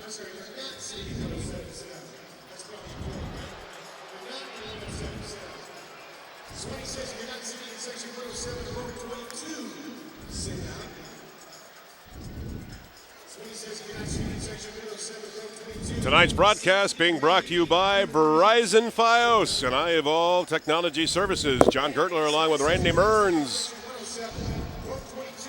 Matt Sanfilippo, our producer, and Scott Fleetwood, our statistician. According to Fleetwood and his stats, that Dan Dawson has assisted in every Boston goal. He leads the way tonight for the assists. And they're within one of tying the Bandits, who lead it by a score of 6-5. We have seen some beautiful goal scoring tonight by the Buffalo Bandits, trying something new by threading that needle right in front of the close range of goaltender Anthony Cosmo, who will either play deep into the net or come out and challenge you, depending on what kind of lane that he has to see that ball. But more importantly, the way Boston plays their defense of forcing the shooters from the outside, and that affords Cosmo to see the lanes, and he knows where to protect it. And his size, he's doing a good job at it. But I'll tell you what, it's also a good job from Kenny Montour tonight for Buffalo, making some spectacular saves as well. And he'll be pressured now as Morris works the ball from the far side. Dawson, there's a shot on, score! Boston, Darryl Feldman finding net. Oh, they rotate. Sean Morris gets up and behind the net, finds it backside to Danny Dawson, who goes cross field to Darryl Veltman, who locks and loads. I've seen that many a times when he was at Hobart, because he just got a quick release, and Dawson goes side to side as Veltman finds that shooting lane and buries to the short side on Kenny Montour before he can get the big left pad there. She's all tied up at 6. So Darryl Veltman, who in the last 5 games of the regular season for Boston collected some 25 points, and he continues his run right now by tying this game at 6, second quarter with 9:09 remaining. Boston again with the ball down in the Buffalo zone, working it nicely. Dawson give and go shot. Good check along the way by Billy D. Smith, as Smith takes Jason Bloom down to the turf, much to the delight of the fans. Dawson with the ball, dekes his way from the top of the slot. He gets checked by Joe Smith, forcing the play. Works it back over to Gary Binning. Binning is checked as well. He's a little slow in getting up. The ball is retrieved from behind the net by Greg Downing. Tries it over and back over the Goldtree's shot. And that is blocked by Montour. And Tommy Montour brings the Bandits back out to midfield. Front door opens up for Buffalo. Out steps Mark Stainhouse with the ball along with Micah Kersey. Also out there is Roger Vise plowing his way to the front of the net. Good ball movement by Buffalo far side. Sean Greenhall near side now, pass over to Stainhouse. And we might have an off-ball infraction on Buffalo, which we do. and the illegal pick, so that affords Boston with the ball. 8:22 remaining, second quarter. Score is tied at 6. Buffalo building a couple of goal leads, but only be nullified by Boston's fierce attack, particularly on the power play. Good defense by Buffalo, forcing the play back out at midfield. No over and back charges went off one of the Buffalo players. Back to the top of the slot it goes. Working along is Sean Morris. Morris with a shot that goes wide, right at the 2-second mark of the shot clock. So Buffalo will bring it out of their own zone. Second quarter action, score is tied at 6. Kyle Schmelze on the scoreboard tonight for Buffalo with his first playoff goal. In over the line comes a Kersey. A Kersey far side pass now over to John Tavares. Tavares working his way from the right wing side, forced outside the Boston line. Now from midfield, uses the turf to get a pass over to Bomberry. Bomberry passing along the way. Shot straight on by Vise, but a shoulder save by Cosmo. Yeah, Cosmo read that all the way. Good, another nice tic-tac-toe. Tavares to the far side, cross crease. I believe that actually was Kevin Dostie getting underneath, but Cosmo throwing up the big left pad. Keep this game at 6. Boston with the ball inside the line is Darryl Veltman. Veltman back over to Gary Bidding. There's a top of the slot shot by Lyons. Saved by Montour. Rebound Boston again. Montour with another save. Rebound far side is Dan Dawson. Checked along the boards. Double teamed by Buffalo. Dawson wins that confrontation. Give and go shot. Save by Montour. Oh, Kenny Montour standing on his head. And here's the kicker. Boston's getting second opportunities, third opportunities. They keep on getting the GBs. Montour's making the saves, but he's got to make 2 or 3 every time Boston's on the offense. Buffalo got to shore up a little bit on these loose balls. 26-13 in shots. Boston scored tied at 6. Buffalo with the ball, but it's intercepted by Boston, and it's carried along the way by the veteran Carter Livingstone. Livingstone approaching the Buffalo line. Lead pass along the way. Shot!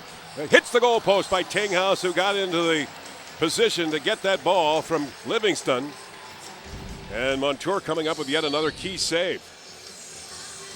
Stainhouse brings the Bandits back out to midfield. 6:23 left to play into this second quarter. Score is tied at 6. Greenhall with the goal and assist so far tonight. From the corner is a Kersey. Here's a Kersey with a shot. Straight on, and he dives in front of Cosmo, who reads that one again and makes another fine save as Buffalo tries to get close to Boston. Passing that ball and affording that opportunity to get closer to that netminder. 2 of the top netminders, incidentally, of the National Lacrosse League on the turf tonight, and Kenny Montour and Anthony Cosmo. Boston with the ball now out at midfield. Near side, along the way is Downing. Downing over to Morris. Morris, far side pass over to Dan Dawson, comes down the left wing. Here's Dawson, works the ball, takes a shot. Montour with a save, and the rebound is collected by Phil Sanderson. Sanderson brings the Bandits back out to midfield. Ian Lord retrieves the loose ball. As Buffalo's front door opens up, Sean Greenhall has the ball. The right wing side works it back out to midfield over to Stainhouse. Stainhouse runs down the left wing side and approaches the Boston line and now inside the zone. Stainhouse takes the shot, goes wide, hits the high netting. But since it hit Cosmo, it'll be Bandits ball from the corner. Dostie works it over to the point, over to Vise. Vise over to Bomberry from the left point. Bomberry over to Stainhouse with a shot. Saved by Cosmo. Rebound in front of the Boston net. Nobody getting in touch of it. And one of the Bandits inside the crease area, so it'll be crease violation, much to the displeasure of the fans down there voicing their opinion. Yeah, Roger Weiss voicing his disagreement with that as well. But nonetheless, he needs to get off, and he gets the defensive player on. It's a 5-on-5 offensive set for the Boston Blazers. 6-6 the score. 5 minutes remaining in this second quarter. Boston with the ball. Near side comes along the way with Gary Binning. Binning, give-and-go shot. Tried to set up Tinghouse. Couldn't make the connection. Loose ball in front of the Buffalo net. Picked up by Ian Lord. And Lord will bring the Bandits back out to midfield. 6-6 here in the second quarter. Win or go home in this divisional semifinal. Lead pass along the way as Tavares from the far corner. Here's Tavares sneaking his way into the slot area. Double team, manages to get the pass over to Dostie. Dostie give and go shot over to Bomberry with a shot, and Cosmo makes a big save. Wow, that's going side to side, 7 feet. Cosmo going all the way with the big right elbow to thwart Corey Bomberry on the backside. Timeout here at HSBC Arena with the score tied at 6 tonight on KB 1520.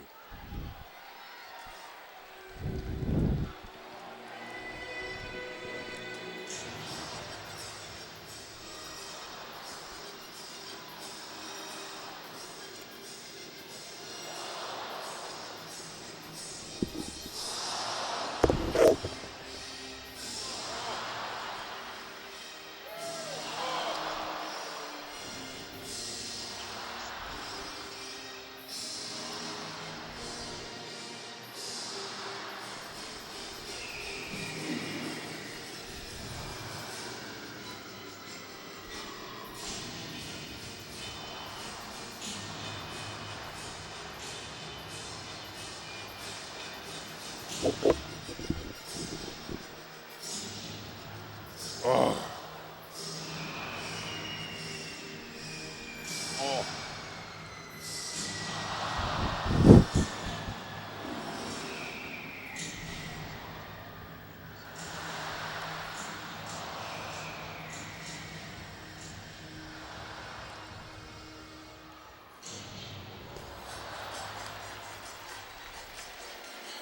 6-6 here at HSBC Arena with the Buffalo Bandits and Boston Blazers.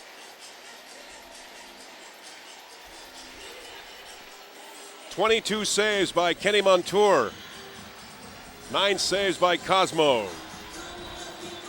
What a night so far for the Buffalo netminder. And you got to hand it to the Boston Blazers on their ball control, and particularly with loose balls and keeping that ball in play down into the Buffalo zone. Well, and as you've watched the Buffalo defense, they are playing high pressure, double down the lanes, and if Boston can beat the rotation of the Buffalo defense, they're going to get a quality shot, and they have. At times, Buffalo covers the slide, and then at times they haven't been able to, and it's those ones that they haven't been able to where Boston's gotten some real good looks and then ends up getting the GB for a second opportunity on one offensive set. Boston working the ball down in the Buffalo zone. Good checking along the way by Billy D. Smith, and loose ball picked up by Tommy Montour. Here's Tommy Montour in over the line he goes. Shot wide. Rebound back out of midfield, and it's retrieved by Boston's Greg Downing. Downing with the ball, just approaching the Buffalo line. End-to-end action here in this playoff game. 6-6 the score. Second quarter action. Greg Downing chased along the way by Tommy Montour. Downing managing to get the pass over to Gary Benning. Here's Benning with a shot, and it goes to the right side of the Buffalo net. Rebound collected by Dan Dawson. Dawson tips it along the way over to Jason Bloom. Now from the corner goes to Tinghouse. And a loose ball is collected by Buffalo as Boston, in a rare moment, couldn't control the ball. And Buffalo brings it to midfield, led by defenseman Ian Lord. Lord, nice pass along the way over to John Tavares. Tavares now deep into the Boston corner. Dekes his way closer to Cosmo. Tavares is taken down, and the penalty coming up against Boston. Loose ball in front, and the play is whistled dead. As Buffalo will go on the power play, a rare moment in this game. Tavares taken down, and then Greenhall had the ball, and he was taken down. But a power play coming up for the Buffalo Bandits in earnest. Yeah, big Paul Dawson. One-on-one matchup with Tavares. He's trying to shake and bake up this from the far corner. Gets up underneath. Gets that step, but Dawson gives that little tug. Takes the center of gravity of Tavares straight to the ground. He's going to serve too. That's Durno, the Canisius College check that. Goes to the box for Boston. So Buffalo back on the power play, and they're working it nicely immediately down into the Boston zone. Tavares, the quarterback of the power play from the top of the slot. Far side pass on the way now to Bomberry left wing. There's a give-and-go shot to Kersey. He scores! Well, in Buffalo's showing they had the best power play in the NLL. They go tic-tac-toe all the way around the horn, leaving a Kersey all alone on that right crease.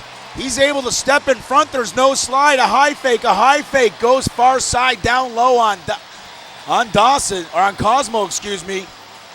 And Buffalo regains this one-goal cushion. So Michael Kersey, the clutch player of the Buffalo Bandits, scoring his first playoff goal of the 09 season. 30 goals on the regular season. And the Bandits go up 7-6 with 2:43 remaining in the second quarter. Good ball movement by the Buffalo Bandits. And a Kersey finding net.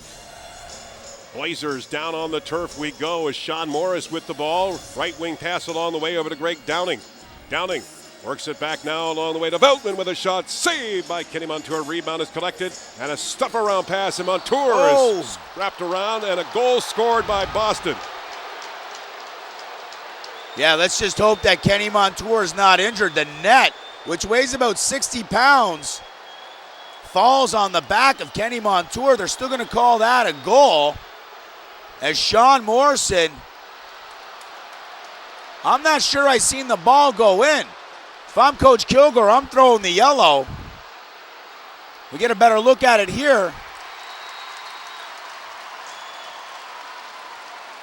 Sean Morris, who scored that overtime goal a couple of weeks ago, flying his way from behind the Buffalo net.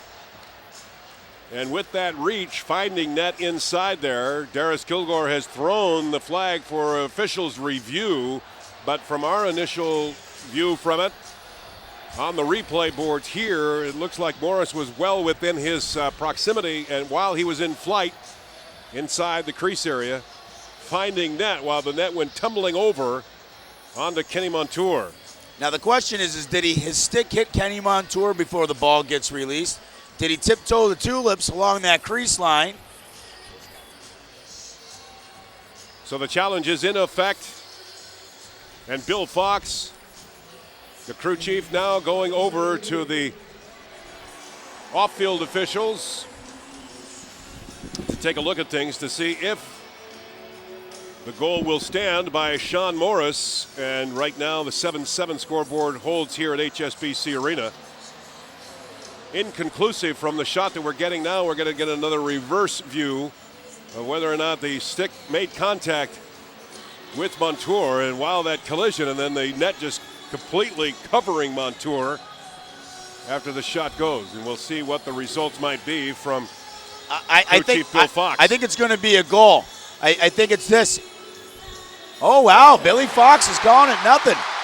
I lose sight of the ball on the replays that happen, Johnny.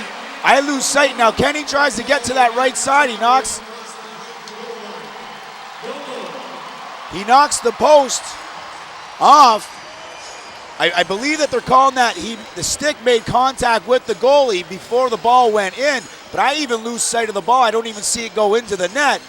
On field, they call it a goal. I was figuring, well, you know what? It's inconclusive. It's going to go for a G note for the Boston Blazers, but apparently Billy Fox, watching the replay, has a different opinion. And you know what? Saving grace. Buffalo's still up by 1. That 7th goal comes off for Boston, so it's 7-6 Buffalo with 2:19 remaining here in this second quarter. And it'll be Buffalo's ball. Led by Mark Stainhouse out at midfield. Stainhouse works it now immediately over to Accursi down the left wing lane inside the Boston zone. Accursi getting into position, far side pass now over to Tavares, back over to Accursi, near side pass over to Stainhouse.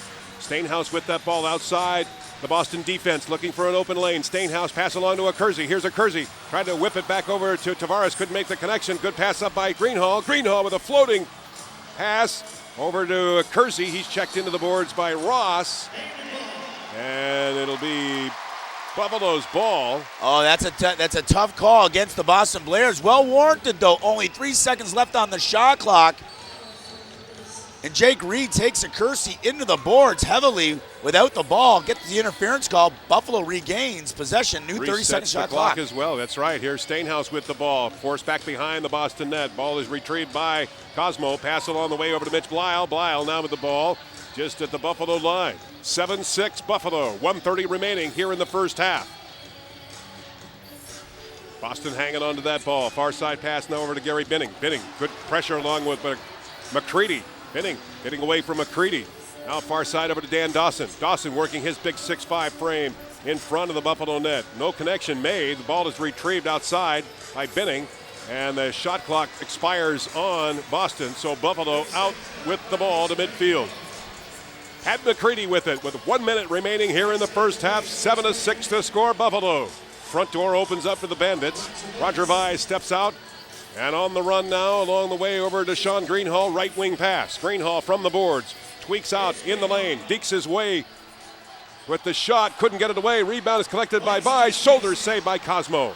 Rebound is collected by Carter Livingstone, and Livingstone brings the Blazers back out to midfield with 35 seconds remaining here in the first half. 7-6 Buffalo. Carter Stone now over to Sean Morris. Morris with the speed. Comes right to the right wing side, pass along the way in front.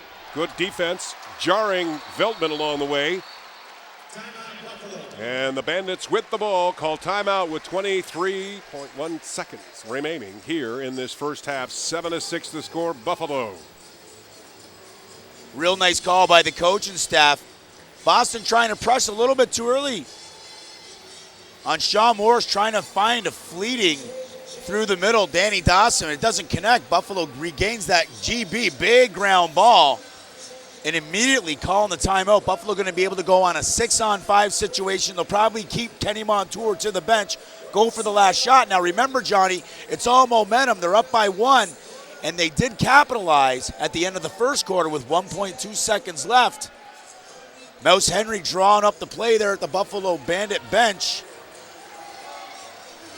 See how they work this one from the timeout. Mark Stainhouse with a couple of goals in this game. Tavares with a goal and 3 assists. Corey Bomberry with a goal and 2 assists. Kyle Schmelze scoring a beautiful one. Micah Kersey with his goal on the power play. Sean Greenhall with a goal and 2 assists. Yeah, and somebody's got to go back to get the ball for the Buffalo Bandits. Everybody's down in the offensive zone saying, hey, well, where's the ball? It's down by the Buffalo net. Corey Bomberry is going to make the 80-foot jog back. Let's get the ball from referee Malloy. 25 saves by Kenny Montour. Now the clock starting to rock with 20 seconds left. And Bomberry brings the ball back outside the line. Far side pass along the way. Over to Vise. Vise into the corner to Tavares. Tavares back to Vise. Now to Bomberry from the top of the slot. Back over to Vise. 9 seconds left. Clock is ticking. Bomberry forced back outside. Now here's Stainhouse. There's a shot straight on by Tavares and a save by Cosmo. Rebound Boston. But the buzzer sounds and the first half is over. 7-6 Buffalo at the end of the first half here at HSBC Arena. Shots on goal 31-20 Boston. Halftime coming up after this timeout tonight on KB 1520.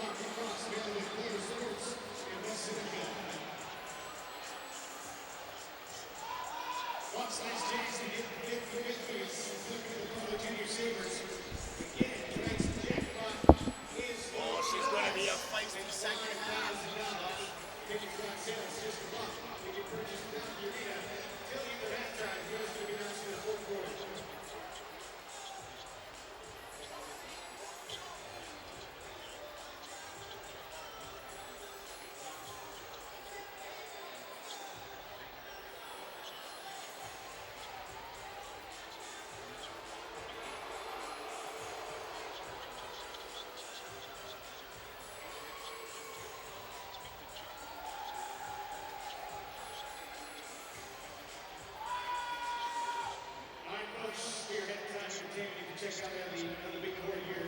We've got 2 combatants. Ryan, wave your hands. Ryan, wave your hands there with the crowd. Where's Ryan? Ryan? You have Ryan? Ryan, what's Ryan?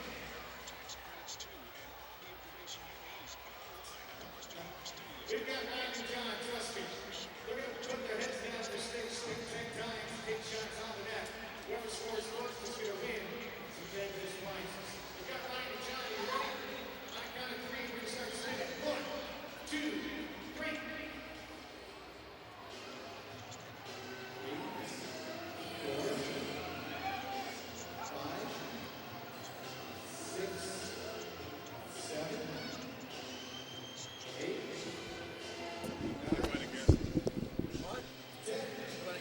I can't find him.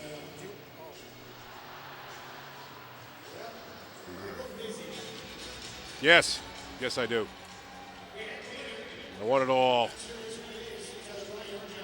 What do you got? You have to do something.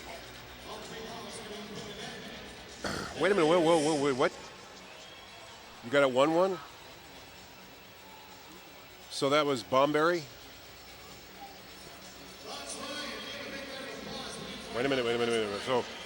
So I've got Bomberry at 1-1. Stainhouse. Okay. 4-1. Okay. Okay.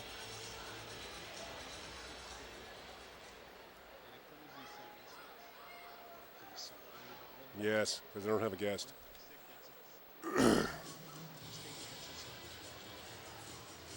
Yep.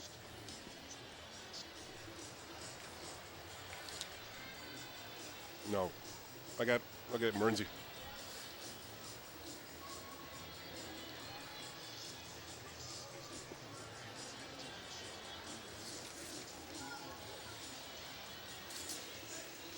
Train with the pros in the Buffalo Bandits 2009 Summer Lacrosse Camp Experience. You can get professional indoor and outdoor instruction from the likes of Coach Darius Kilgore, defenseman Joe Smith, Mark Stainhouse, and more. Camps are located on the Niagara County Community College campus and also the Nichols campus in Buffalo, and are open to every level of player from beginner to premier, ages 7 to 18. For more information or to register, go to bandits.com or call this number, 1-888-467-2273. Bandits Summer Camps. Right now, at halftime, the Bandits with a 1-goal lead over the Boston Blazers. And taking a look at things in the first half, it was Tinghouse scoring right at the 2-minute mark. But 58 seconds later, Buffalo ties it up 1-1 with Corey Bomberry.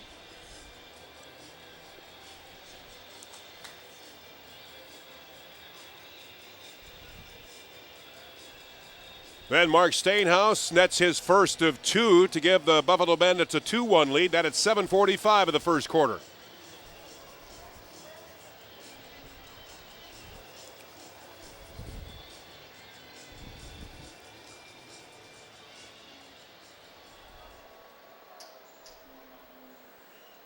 Great effort by Mark Stainhouse to give Buffalo a 2-1 lead. They went up 3-1 with Kyle Schmelze at 8:10, and then at 8:47, Stainhouse again to give Buffalo a 4-1 lead.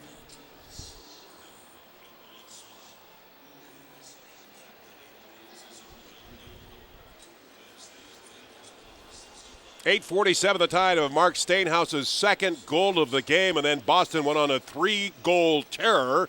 And then Sean Greenhalgh at 14:58 to give the Bandits a 5-4 lead.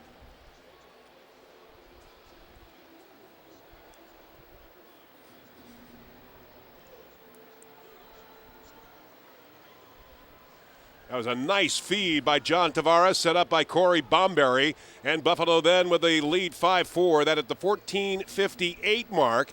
And then John Tavares takes over again, does a great job to give Buffalo a 6-4 lead at 3:21 of the second quarter.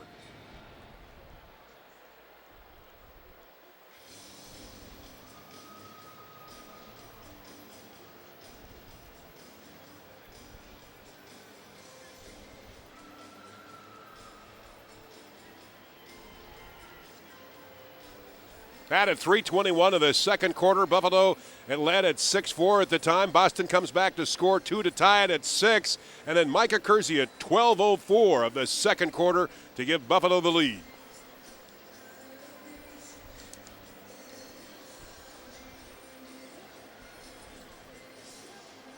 Great job by Micah Kersey of the Buffalo Bandits. And that's where we stand now, 7-6 at halftime. And for a Kersey, third time in his career during the regular season to score 30-plus goals, and that's where he ended up during the regular season of 30 goals. But more importantly, just his strong play, particularly in April, get this, in just the 4 games, scoring some 18 points. And Micah Kersey, the clutch player of the Buffalo Bandits in this game, so far the first half to give Buffalo a 1-goal lead here at halftime. Shots on goal for this game leading the way is Boston 31-20. Boston 3 for 4 on the power play, and Buffalo 1 for 2. So Randy Mearns, we have kind of an interesting situation here for us at this game tonight, to the fact that Boston is playing extremely well, but Buffalo is playing well at their new style of game plan of just narrowing that margin in front of Anthony Cosmo, doing some nice passing as well. Well, they certainly are. You know what? But that first half, you know, you got to credit Kenny Montour. I mean, Boston's throwing a lot of rubber at Kenny Montour. They've only scored 6 goals on 31 shots. Kenny Montour has been real focused tonight. And you know what? And if it's not for him and his goaltending, this could be a little bit of a different game. You know, Boston could have maybe 10 or 11. Now, Boston's capitalized on their man-ups. They're 3 for 4, which is you know, obviously, you know, they have the talent to. Danny Dawson is really the functionality of the offense for the Boston Blazers. He's got an assist on every one of Boston's goals. Buffalo's got to do maybe a better job of either doubling or trying to neutralize him a little bit better. The other 2 guys from Boston that I've been impressed with is Gary Binding, actually 3 guys. Gary Binding, a lot of GBs, a lot of loose balls, corralling the GBs, and he's really fit in his role. And Darryl Veltman and Tainhouse are the other two offensive threats that have really come to play today. Veltman 2 and 3 right now, and Tainhouse has got 3 markers of his own. Fantastic effort for them in this first half. Tail of the tape goes in lost balls for Boston, 44-21. And again, that's the great ball control that Boston has in retrieving those loose balls. Well, and here's the kicker with it, though. In the new defensive scheme or the change up in the defensive scheme, as Boston gets down those lanes, Buffalo's looking to double. And then once they move, all of a sudden there's a slide, as opposed to the traditional house defense where you're going to hedge in. Buffalo's just going. And Boston's able to beat those rotations, what ends up happening is they get almost a free shot, but it's a far-out shot. Kenny Montour's equal to the task, and he's making those saves, but now all of a sudden the ball's going off the end boards, and Boston's getting those balls because they're out at the end. They're on the outside. They get the GB, and then they get to go again, And so they're getting those second and third opportunities, and I think it's really a result of the defense that Buffalo's playing because they're not being able to get after the loose balls after the shot because of the rotation of their defense. Halftime here at HSBC Arena where the Buffalo Bandits hold a 7-6 lead over the Boston Blazers in this, the National Lacrosse League's Eastern Division semifinal matchup. The winner of this game tonight will play the New York Titans, who were victorious last night at Madison Square Garden in overtime over the Rochester Nighthawks. A couple of weeks ago, similar situation where the Bandits had a 10-5 lead over these Boston Blazers.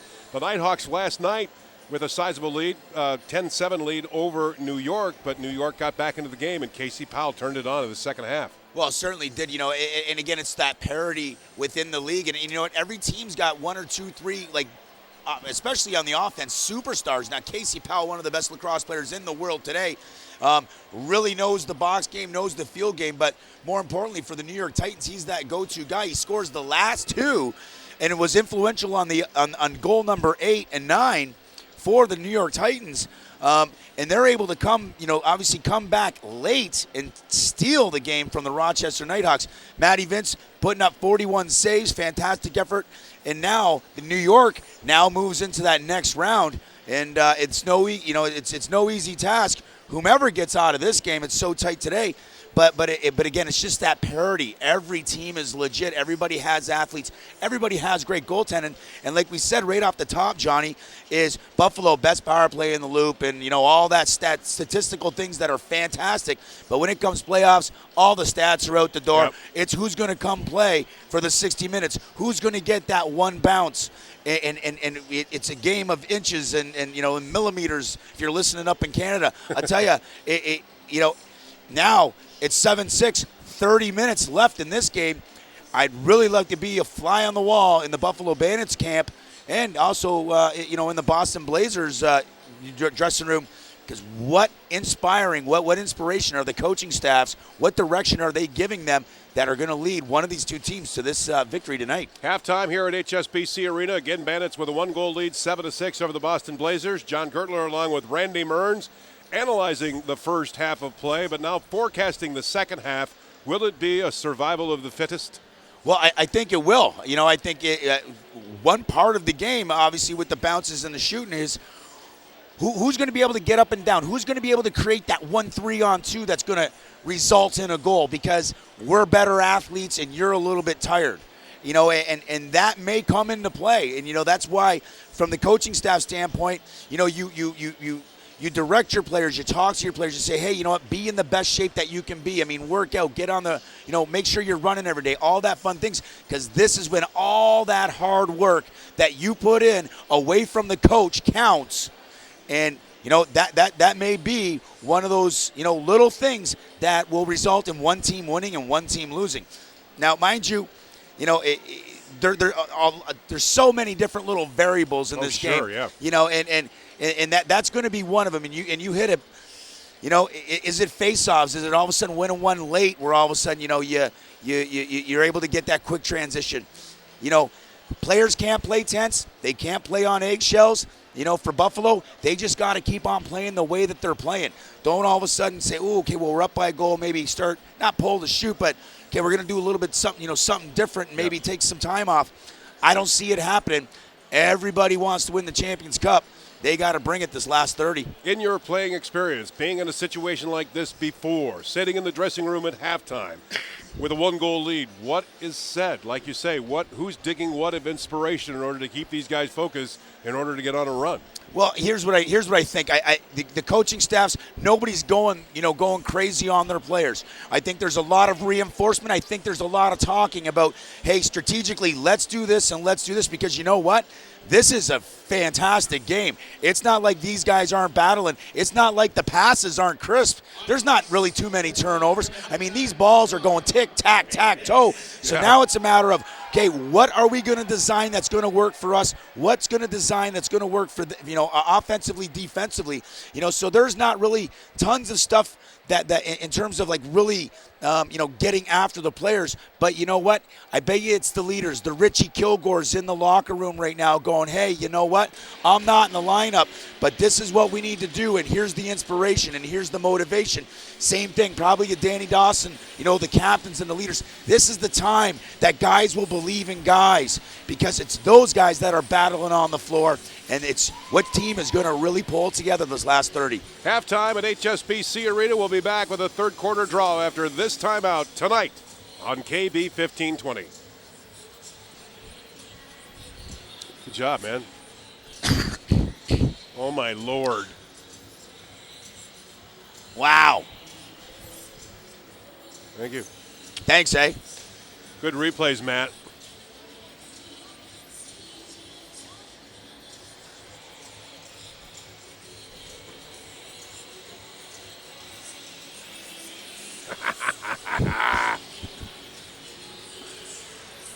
Woohoo! Oh. Oh my God. Should never do that in the Bills game.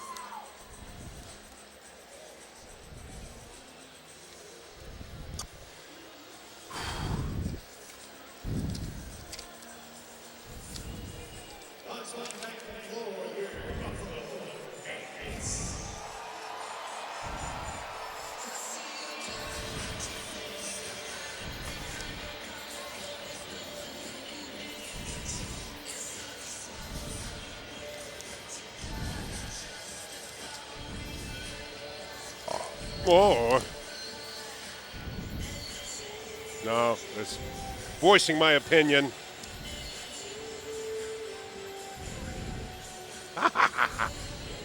No, I don't.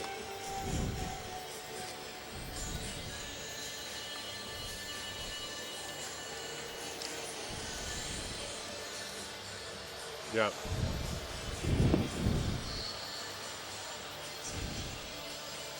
What?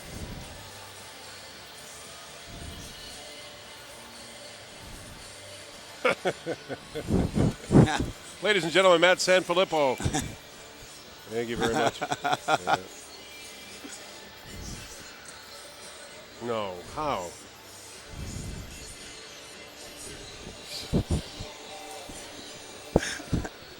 I like your material. Thank you very much.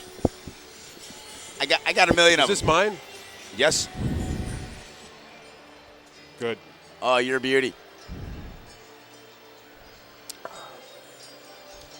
I got nothing. What has he got? I got nothing. Where are you going? You're going nowhere.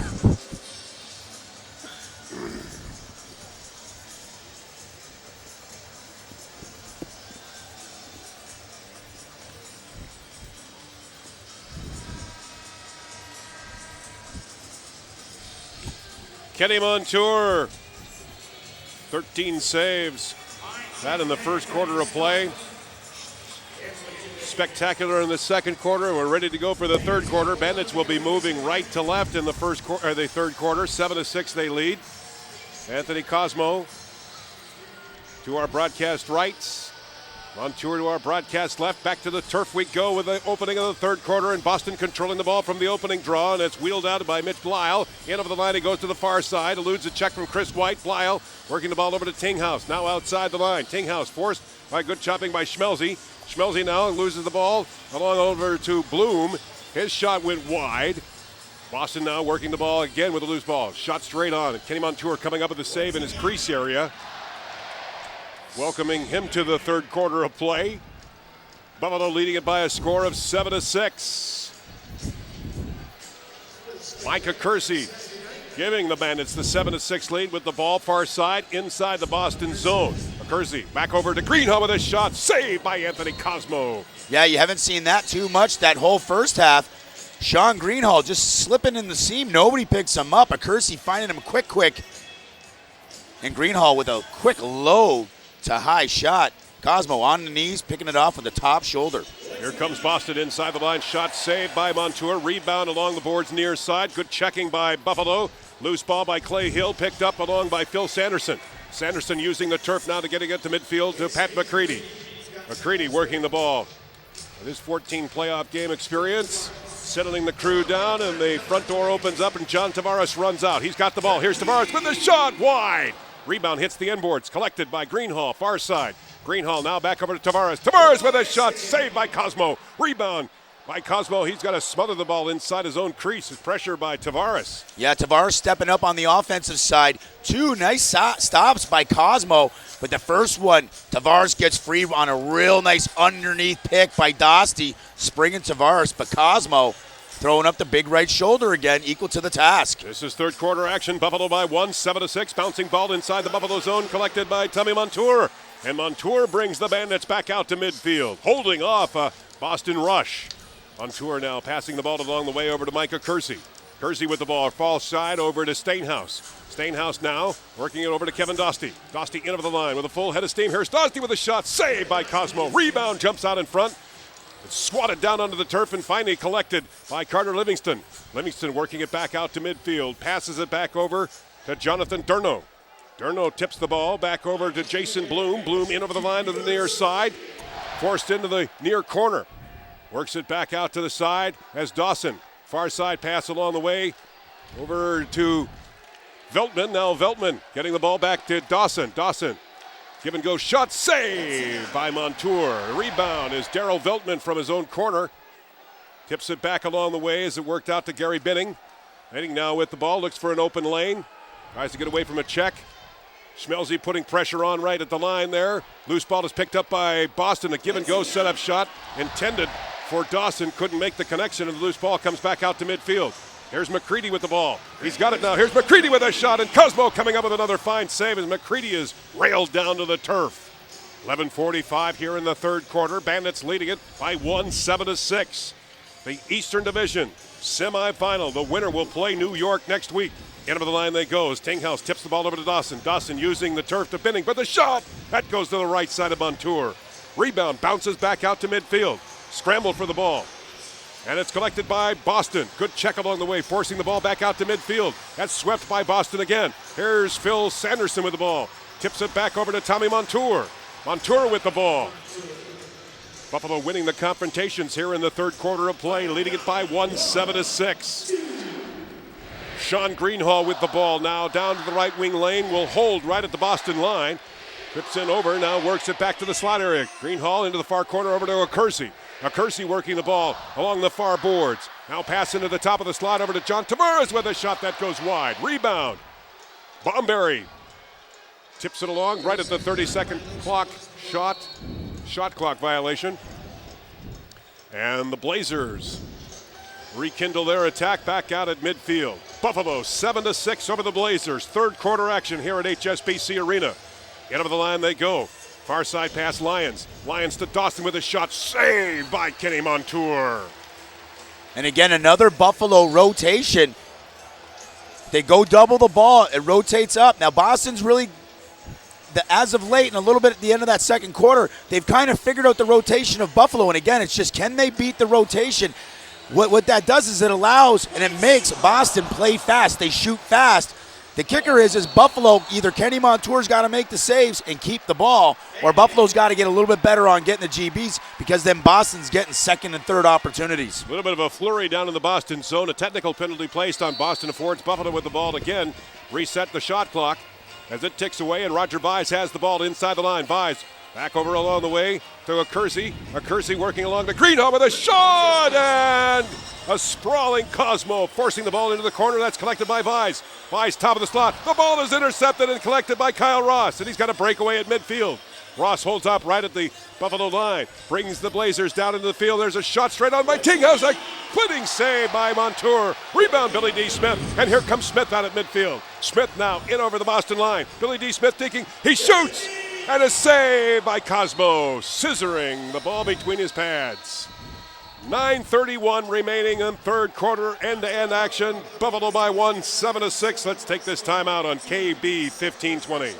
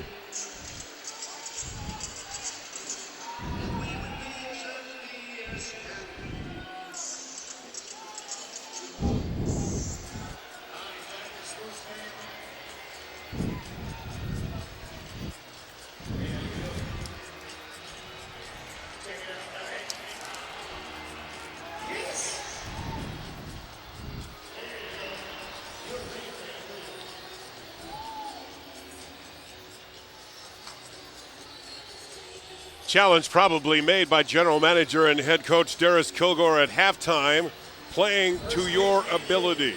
Just reminding the players of how talented they really are and to play to your ability, because this is a very talented Boston team and they've proved it so far here in the first half. Buffalo with a 1-goal lead, 7-6. And when we go back to action down on the turf here in the third quarter, let's pause this just one moment here for station identification.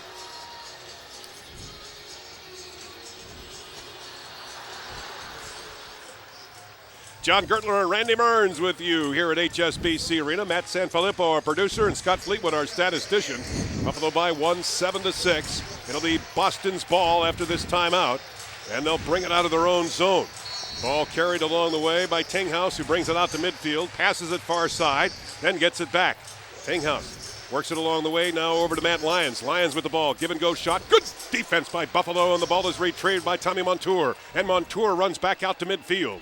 Third quarter action, Buffalo by 1, 7-6. Kevin Dostie with the ball now, just approaching the Boston line to the right wing side. Dostie with an opening. He's got a lane, will force his way in, works the ball out in front, nobody there. Ball is retrieved far side by a Kersey. Kersey behind the net over to John Tavares. Here's Tavares with a shot, that goes wide. Rebound collected by Dostie from the right point. Dostie far side over to Kersey with a shot, and Cosmo with another save. Right at the 30-second shot clock. 8:50 remaining here in the third quarter. Buffalo by 1, 7-6, and here comes Boston. Tinghouse pointing his way down across the line, passes it along to Jason Bloom in the near Buffalo corner.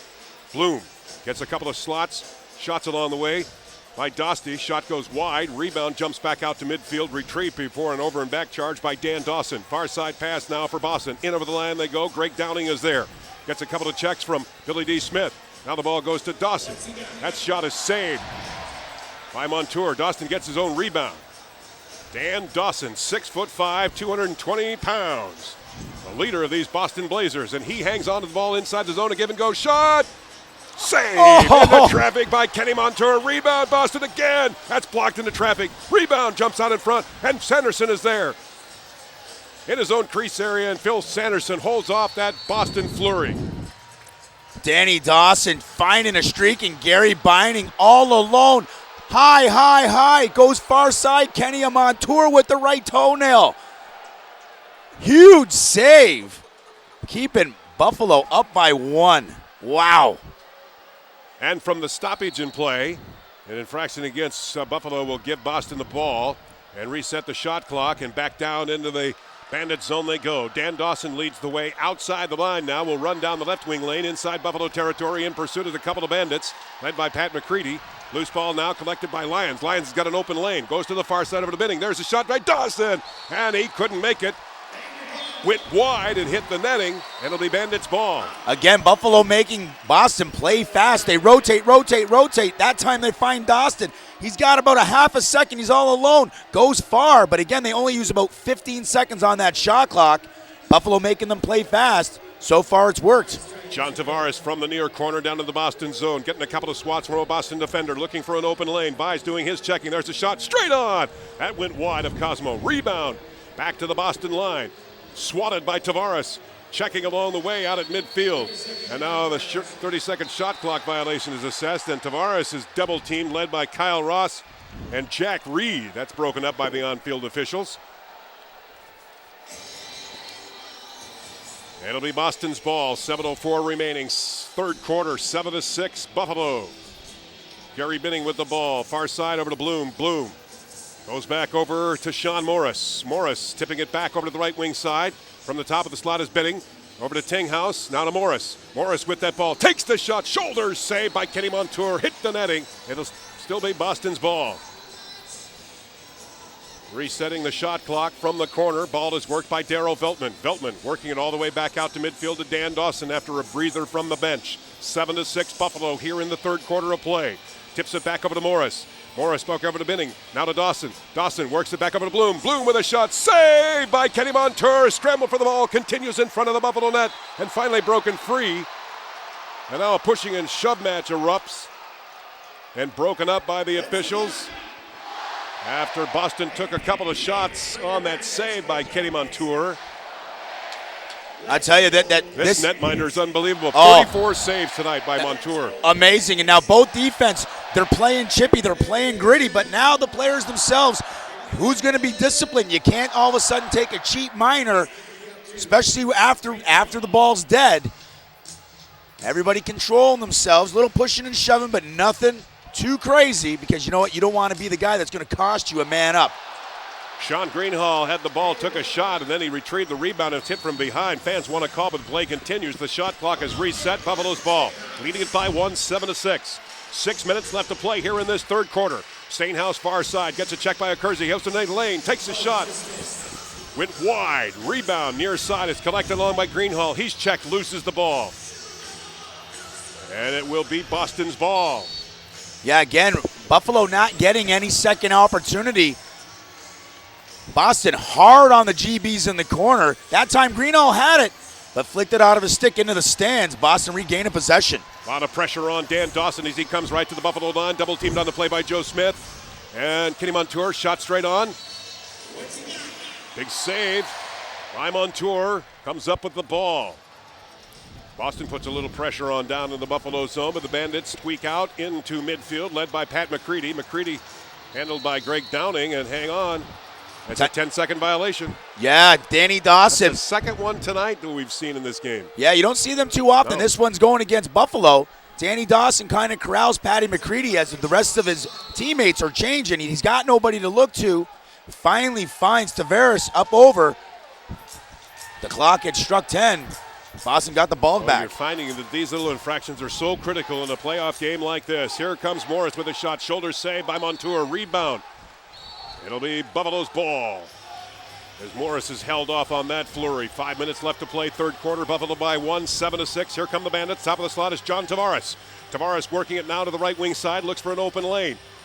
Tips it back over to Stainhouse with the shot, and Cosmo with the save. Retrieves it in the webbing of his stick and will make the outlet pass along the way to big Paul Dawson, who lumbers back out to midfield as Boston changes up on the fly. A series of attempts here in this playoff game between the Boston Blazers and the Buffalo Bandits in this Eastern Division semifinal game. From the corner, good check along the way. Greg Downing hampered by getting a pass along the way. Stretching ball, finds Buffalo, has it, and it's Joe Smith. Smith leads the attack back out to midfield. Here's Joe Smith just outside the line, will hold up as time ticks now on the shot clock with 23 seconds left, but he made it over enough to get out of the 10-second zone. And Buffalo will change up on the fly. Kevin Dostie runs out along with Sean Greenhall. Mark Stainhouse along with Micah Kersey and John Tavares. Here's Stainhouse with the ball inside the Boston zone. Stainhouse works it back over to a Kersey. A Kersey arc over to Tavares. Tavares with a shot. That's blocked into traffic, and Cosmo got the remnants of it and makes the outlet pass out to midfield. Stretching along the way is Kyle Russ with a shot. Shoulder save by Kenny Montour. Rebound picked up by Clay Hill. Hill working the ball back out along the way to Tommy Montour. Montour works it back out to midfield. Working along the way now with Leon Lord. Lord over to Tavares. Tavares now into traffic area to Montour with a shot. Shoulder save by a very confident Anthony Cosmo. Rebound collected by Corey Bomberry. Here's Bomberry behind the net. Works it back out in front. Goes all the way back out to midfield. And it's settled down a little bit by Greenhall. 7-6 Buffalo. 3:23 remaining third quarter. Bomberry with the ball. Into traffic over to Vise. His shot is blocked. Vise gets his own rebound. Vise back over along to Bomberry. Bomberry dekes his way inside the Boston zone from the left point. Now to the near side over to Greenhall. Here's Greenhall with a shot, but the play is stopped as Livingstone lost his helmet. And we'll see if there's going to be a penalty, and I think there will be against Roger Vise. He goes reluctantly to the penalty box. 7-6 to score. We're going to take this timeout with Buffalo in the lead on KB 1520.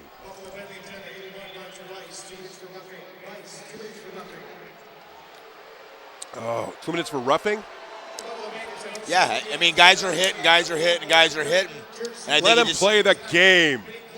For the most part, they were letting. That's a brutal call. For the most part, they were letting him play. I know it. What's that all about? Did you see it? Was it roughing? What? Did he spear him?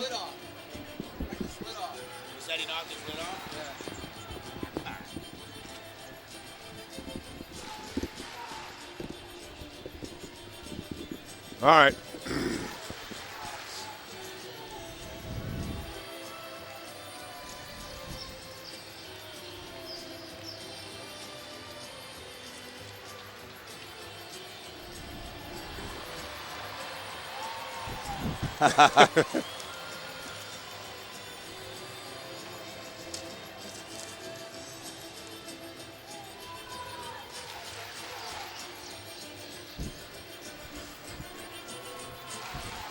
You must proudly wear the colors, the Buffalo Bandits colors, and the latest Bandits merchandise, including the new third jersey, right here at the Sabre store at HSBC Arena. It's open Monday through Friday, 10 a.m. to 5 p.m. Or you can shop exclusively at the Bandits' new e-shop, available at bandits.com. This is John Gertler along with Randy Mearns, Matt Sanfilippo, our producer, and Scott Fleetwood, our statistician. Noting the power play opportunities for Boston, pretty good tonight, 3 for 4, considering they had one of the worst power plays in the league on 9 power play shots. So power play opportunity number 5 coming up as Vise goes to the box, 2 minutes for roughing. And the kicker is they've been getting real quality shots, hence the 3 for 4. Kenny Montour have been fantastic. Needs to shore up here on the Boston power play. 37 saves by Montour, more coming up. There's another one by Dan Dawson as Montour made his save beautifully. And Montour getting the ball, outletting it along the way. Chris White dekes his way, pressure on by Boston. Uses the turf to get along to John Tavares. Tavares gets a couple of shots at midfield as well as Boston's putting pressure on. Tavares goes far side over to Stainhouse. One hands the ball into the webbing of his stick. Short-handed. Buffalo in over the line is Stainhouse. Here's Stainhouse now with the ball. Takes the shot! Just went between the legs of Cosmo, but wide of the net opening. And the ball is retrieved down into the corner by Boston. It'll be Big Paul Dawson bringing the ball out. Stainhouse having a few choice words as he's going over to the bench area. And with that said, the choice words are going to have to pay for it. And that's a big, big deficit for Buffalo to have Stainhouse sit in the box for 2 minutes. Yeah, he's going to go to the box along with number 33, Johnny Harnett. As Stainhouse was getting to the offensive door so the defense could come out, he got in a little mix-up with Harnett. Looked like nothing was going to happen, and then Harnett came right back at Stainhouse. Ref's making the call, but he's going to take 2. Still going to be a 5-on-4 situation. Coincidental minors. 7-6 Buffalo, 2:25 remaining third quarter. Time ticking down on Roger Vise's penalty. But Boston sets up their power play nicely down into the Buffalo zone. The box is set up by Buffalo's defense. As Boston now whittles with the ball. Lions far side, shot straight on, give and go. Shot! Save by Kenny Montour, and the give and go shot by Brendan Tinghouse. The best save of the night. A sprawling save by Montour, holding off a yawning net. Boston again with the ball. Top of the slot it goes. Lions far side. Dawson now to the top of the slot. There's a shot straight on. Montour with another save. Rebound, Joe Smith. Smith trying to get out of his own zone. Can't do it. It's taken out of the pocket of his stick. Worked onto the near side. Boston retrieves it. Loose ball is picked up by Brendan Tinghouse. Tinghouse now tips it up back over to Matt Lyons. Lyons back over to Dawson.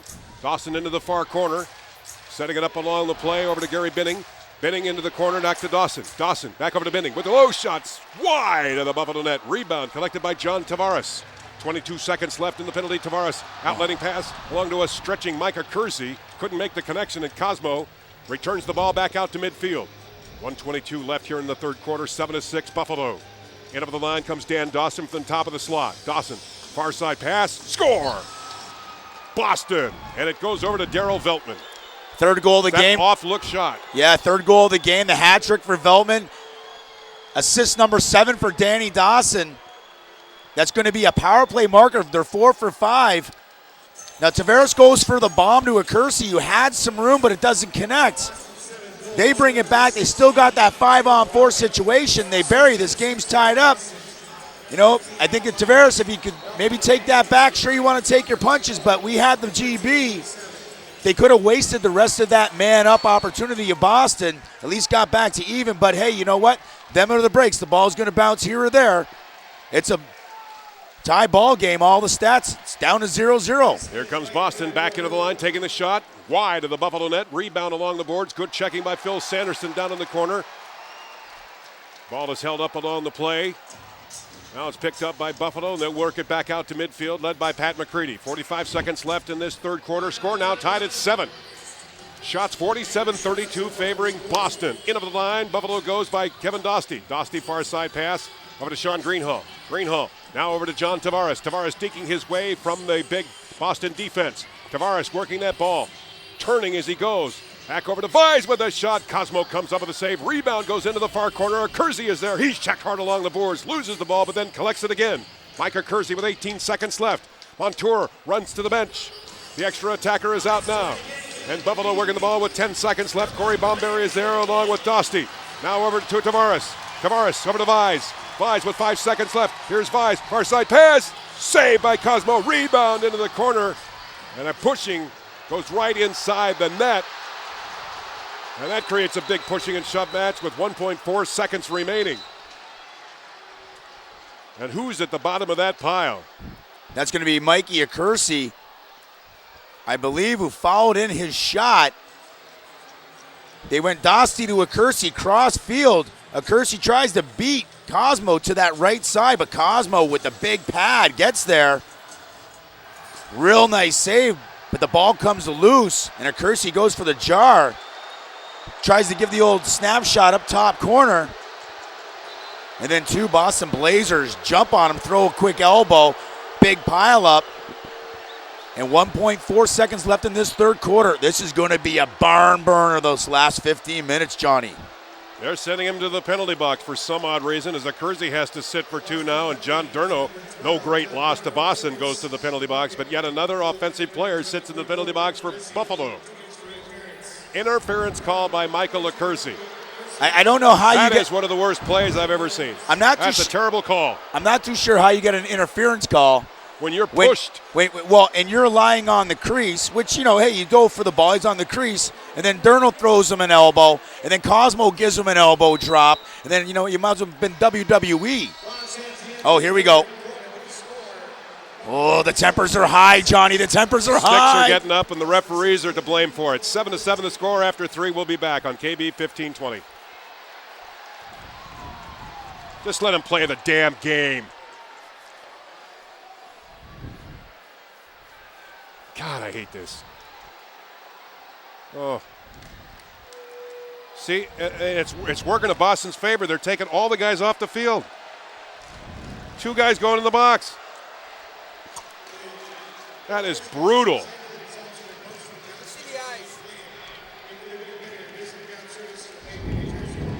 Here you go, Scotty. Here. That's brutal.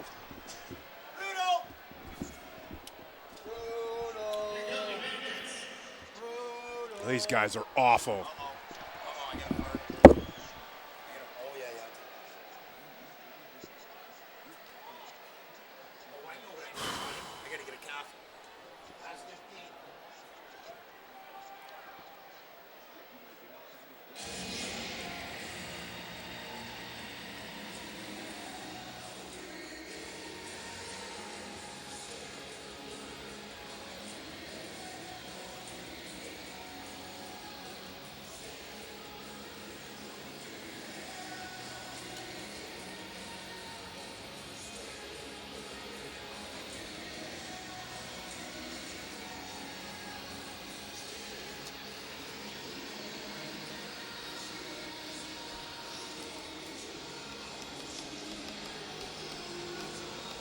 What a game this has been. 7-7 the score as we move to the fourth quarter. Shots on goal, 46-35 favoring Boston. Kenny Montour, 39 saves. Cosmo with 28, loose balls 57-44 favoring Boston. Boston, the tail of the tape, is 4 for 5 on the power play. Buffalo 1 for 2. We have more penalties to talk about being assessed by the officials here as we move into the fourth quarter of play. 2 Buffalo Bandits went to the penalty box and 2 Boston Blazers went to the penalty box. Yeah, we got Montour and Ian Lord right at the end of that quarter, going to get 2 each for the rough. Not too sure on the Boston Blazer. They had 2 guys go to the box as well, but have not seen the numbers, and we're waiting for it to be posted up onto the scoreboard. But nonetheless, we're going to end up having a 5-on-5, full strength, and there's 3 guys from each team in the box, coincidental minors. Buffalo will be moving left to right on this fourth quarter of play. Who's got more in the tank, Johnny? This is what it comes down to. Who's going to be able to execute, what goalie's going to stand on their head, and who's got more in the tank. Well, we talked about here at halftime about who's got more in the tank here, and we'll find out with Boston really putting on the pressure to the Buffalo Bandits. And they've got the ball working inside the Buffalo zone. Changing up on the fly as they do. Dan Dawson steps out and works along with Darryl Veltman, who's got the ball from the right wing side, comes into the near Buffalo corner, works it back out, trying to get a pass over to Gary Binning. It'll be an over and back charge, so Buffalo retools their attack. And every rush, Randy Mearns, from now on is very important. Oh, everything's important right now. You know what? This is when the game's on the line. Everything counts. You can feel the tension. You can feel the enthusiasm and excitement. Everybody's on the edge of their seat, this Bandit faithful, wishing for their Buffalo Bandits to score another goal, take the lead. Every play counts here. Stainhouse with the ball, tries an over and back run behind the net, couldn't do it. It's stopped by Cosmo, and the loose ball picked up by Boston. So they'll try it on their rush out of their own zone. 7-7 the score, early moments of this fourth quarter here at HSBC Arena. The Eastern Division National Lacrosse League semifinals. Winner plays New York next week. Boston in over the line. Brendan Tinghouse, far corner, gets double teamed by McCready and Smith, but the loose ball is picked up by Boston. Work now into the near corner. Bouncing ball as it goes along the turf. Picked up now by Phil Sanderson, and he runs down the left wing lane as Sanderson brings the Bandits right over to the Boston line. Front door opens up for Buffalo, and it'll be Stainhouse with the ball. Great Tips defense. it back over to Bomberry. Sorry, Johnny. Great defensive session again there. Buffalo makes the rotation, does the rotation. Second time in a row, they force a turnover by the Boston Blazers. Score Buffalo! John Tavares! Good change by the Banditos. Tavares, the last one out of the gate. The ball's in behind the net with Stainhouse. He draws attention. Up over, back up to Tavares. Up to Corey Bomber. He finds it back to Tavares. Somebody comes up to set that up pick. Both guys go him. Tavares has got time and blows a high to low.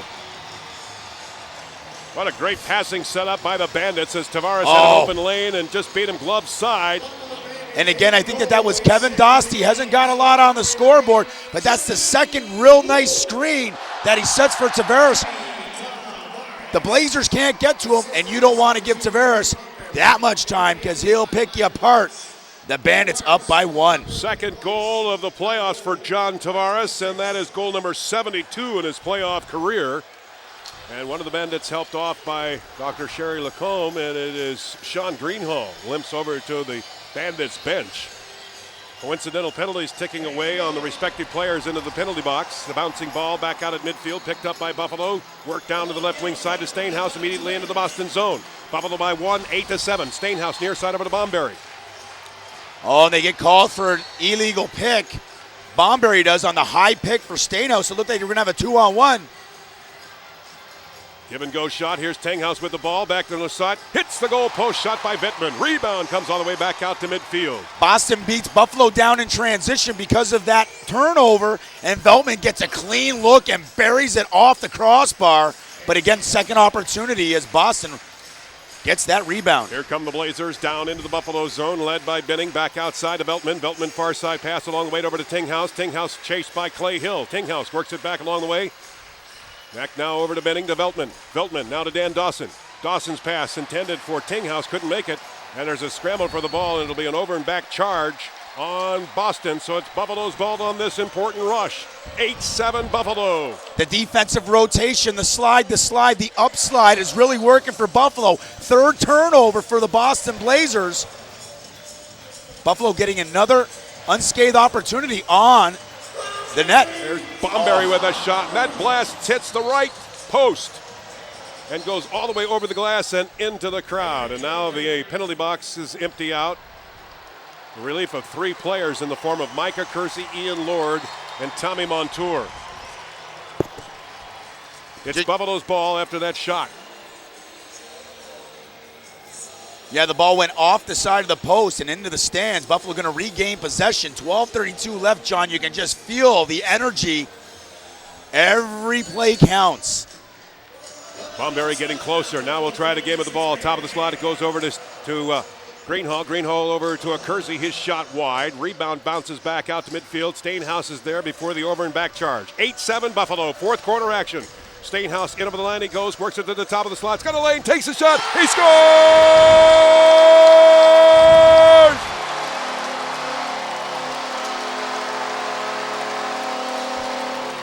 The Bandits up by 2. Stainhouse utilizing a real nice hard pick and roll by Mikey Kersey. Stainhouse been relatively quiet. Gets up over top. Again, you can't give him that much time. And this is a bomb from far out. And he picks his spot for his third goal of the game to the far side of Cosmo. Great goal for Mark Stainhouse. That's 35 playoff goals for Mark Stainhouse in his career. Buffalo 9-7 in the fourth quarter, but here comes Boston led by Morris. Morris behind the net, centering it back over to Veltman. Veltman digging his way now behind the Buffalo net, centering it back out in front. Shot wide. As Downing is hammered by a couple of Buffalo defenders in Joe Smith and Kyle Schmelze. And a little bit of off-ball altercation with Chris White and Tanghouse separated there. And here come the Bandits back out to midfield, leading it by 2 now, 9-7. 11:34 left to play here in the fourth quarter. A Kersey in over the line to the near pass side, over to Bomberry. Bomberry far side pass, over to Sean Greenhall. Greenhall working his way from the top of the slot, deking his way into traffic, taking the shot, that goes wide. Rebound, jumps back out to midfield, and it's a foot race, and it'll be Boston's ball. Here comes Reed, in over the line he goes. Defenseman Jack Reed working the ball now. Back over to the front door as they change up on the fly. Gary Benning with the ball. He loses it in the blade of his stick, and it's picked up by Clay Hill. Hill gets the ball over to Pat McCready, and McCready runs it back out to midfield. 9-7 Buffalo here in the fourth quarter of play. Fans are loving it here at HSBC Arena. They started rocking at 5 o'clock this afternoon with a big party out in the plaza, and they're continuing to party in the stands right now as Stainhouse does his work down on the turf. Here's Stainhouse with a lane, takes the shot, that goes wide. Rebound jumps behind the Boston net, and Cosmo is there with the outlet pass.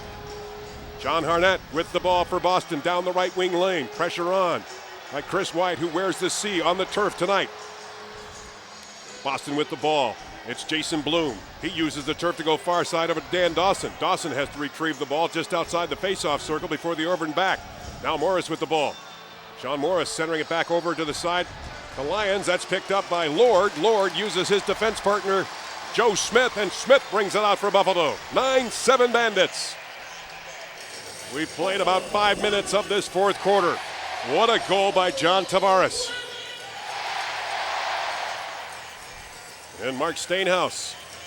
Corey Bomberry with the ball now, works it. just outside the line to the near side over to Micah Kersey. Kersey looking for a block by Bomberry. Tips it back over to John Tavares. Tavares back over to Bomberry with the shot and a splitting save by Cosmo. Great play by Corey Bomberry as he made the sacrifice in front of the Boston net. Timeout. Buffalo 9, Boston 7. Fourth quarter action on KB 1520. Wow. Great save. Scotty, who's winning the GB battle?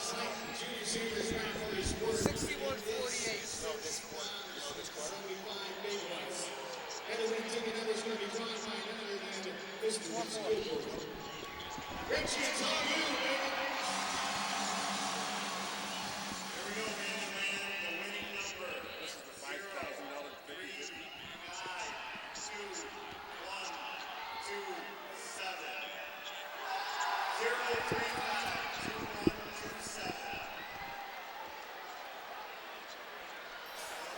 Anybody win?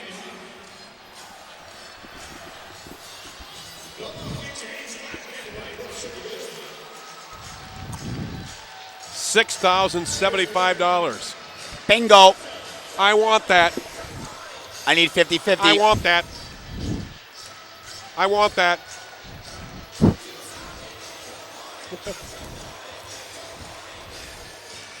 Wapner at 5 o'clock.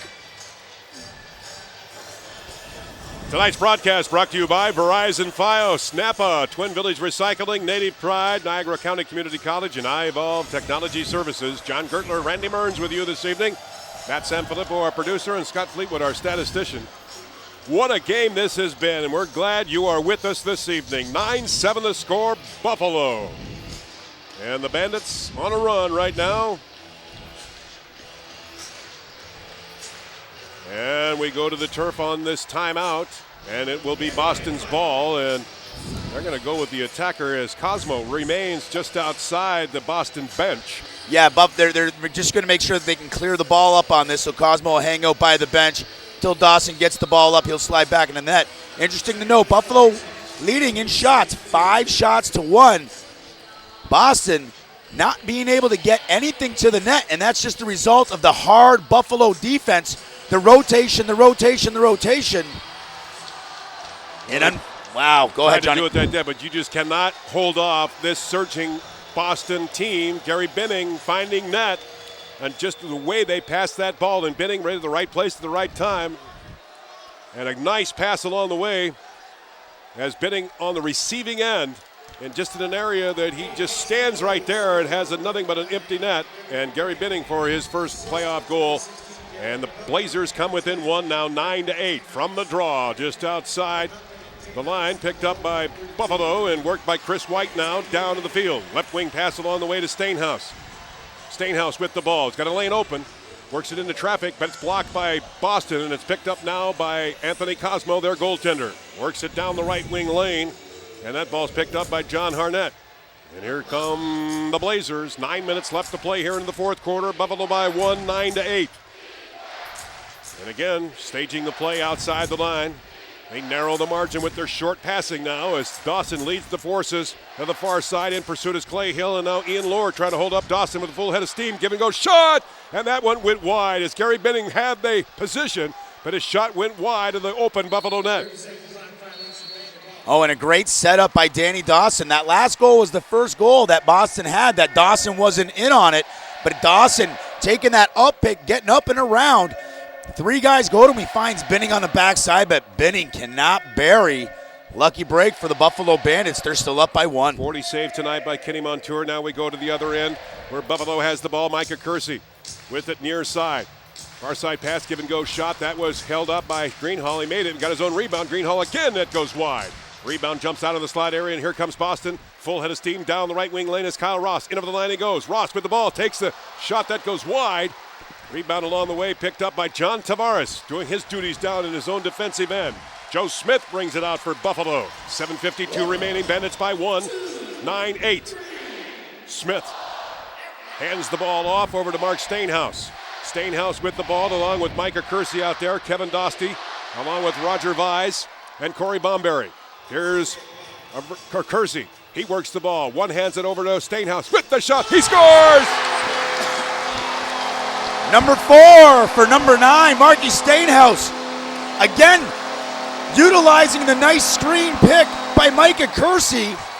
Gets up over top and buries a high over the left shoulder of Anthony Cosmo. Cosmo a little bit screened, but again, it's the guys that are setting the picks and the screens. Stainhouse finding the net, but you gotta be thanking Mikey Kersey setting that nice screen, opening up the lane for Stainhouse, and what a shot. Buffalo regaining that 2-goal lead.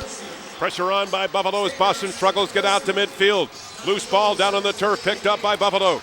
Kenny Montour had it, then it was taken away from him along with his whole stick, and here come the Blazers led by Sean Morris. He'll tip it off. Into the corner it goes. There's a low shot, drive by Downing goes wide. Rebound collected by Boston just outside the Buffalo line. 7 minutes left to play here in the fourth quarter. Buffalo by 2, 10-8. Blazers with the ball. Dan Dawson down the left wing lanes. Got an open line. Here comes Dawson. Give and go shot set up. Couldn't make the connection. Rebound is collected by Veltman. Now to Dawson. That ball is intercepted by Ian Lord. Lord brings it out for Buffalo. And Lord powers his way back out to midfield. Goes head-to-head with Darryl Veltman. Loses the ball, and Veltman has it now for Boston. 10-8 Buffalo, fourth quarter. Veltman with the ball. Far side over to Dan Dawson. Dawson from the left wing. Back to the top of the slot over to Sean Morris. Deeks his way. Morris takes a look at things now to the near side. Now Deeks in front. Looks to take the shot. Goes behind the Buffalo net. Now reverses his position to the near side. Centers it out in front of Veltman. He's checked on the play. Loose ball. Boston shot. That goes wide. 5 seconds left on the shot clock. Morris far side pass. 2 seconds left on the shot clock. Saved by Kenny Montour right at the 1 second mark of the shot clock. And here come the Bandits back out to midfield. 10-8 Buffalo. 6 minutes left to play here into the fourth quarter. Bouncing ball by McCready. Picked up by Kersey. Left wing pass inside the Boston zone. Kersey doing some nifty deking. Works it back to the top of the slot to a stretching Stainhouse. 4 goals tonight for Mark Stainhouse. Left wing pass. He comes inside the Boston zone. Takes the shot. Saved by Cosmo. Rebound into the near corner. Gets some help from Kersey who gets the rebound. Far side pass now over to Roger Vise. Collects it out at midfield. 10-8 Buffalo. Vise into the corner over to Tavares. Tavares over to Kersey with a shot. Shoulder save by Cosmo. Rebound bounces right at the Boston line. Stainhouse slaps the ball. It's cleared by Boston. Paul Dawson. Dawson brings the ball for the Blazers back inside the zone. Takes the shot. Saved by Kenny Montour. Rebound Buffalo. Billy D. Smith. Here comes Smith. He powers his way back out to midfield. 5:09 left to play, fourth quarter, 10-8 Buffalo. Bouncing ball out at midfield, collected by Boston. Now they reverse the position and attack on to Buffalo. Kyle Ross is there. Here's Ross, centering the ball over to Bloom. Bloom, far side pass over to Dan Dawson behind the net. Here's Dan Dawson with the ball. Works it now to the near side and brings Boston back out to midfield. Changing things up on the fly with 4:48 left to play here in this fourth quarter, 10-8 Buffalo. Dawson directing his forces outside the line. Now runs down the left wing lane, in over the Buffalo line. Works it far side over to Morris with a shot. That goes wide. Rebound Dawson. He's got the ball back over to Morris. Morris with a shot and a 30-second shot clock violation. And he took the shot after the shot clock went. And got a little verbal abuse on the way. And we'll turn things down just for a couple of moments. An official timeout here at HSBC Arena. 4:32 left to play into the fourth quarter. Buffalo by 2, 10-8 tonight on KB 1520.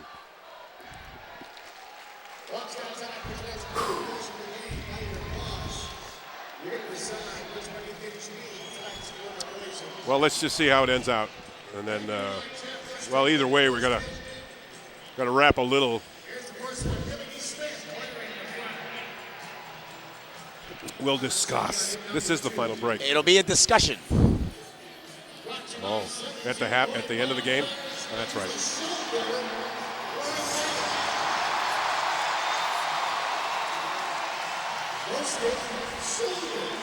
That was a clean hit. Yeah. That's a bad call.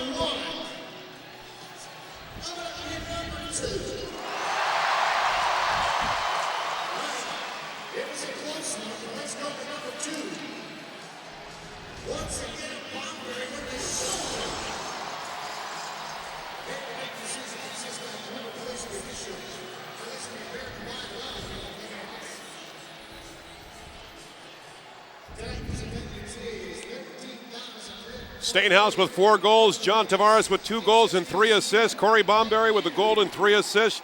Sean Greenhall with a goal and 3 assists. Micah Kersey with a goal and 2 assists. And Kenny Montour with 43 saves. And the save of the year. I'm sure we'll see it a couple of times on replays. And for those of you that have Verizon Fios, you can rewatch this game. Coming up next week. 10-8 the score. John Gertler, Randy Mearns with you this evening. Matt Sanfilippo, our producer, and Scott Fleetwood, our statistician. What a game it's been. We hope you've enjoyed it. And there's still more to go with 4:32 remaining. Buffalo's ball. Stainhouse brings it out of his own zone. Far side pass now over to Tavares. Tavares back over to Stainhouse. Approaching the Boston line. Stainhouse passes it in over to Kersey, who's along the boards to the near side. Kersey works it back over to Stainhouse.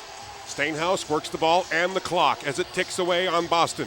Stainhouse dekes his way. He's got an open lane. Here's Stainhouse. Works the ball top of the slot over to Bomberry. And that hit one of the players, Paul Dawson. That's going to leave a mark. Yeah, I thought that did. Billy Fox is giving the ball back actually to Boston. But I thought that went off of Paul Dawson into the stands. It should be Buffalo ball.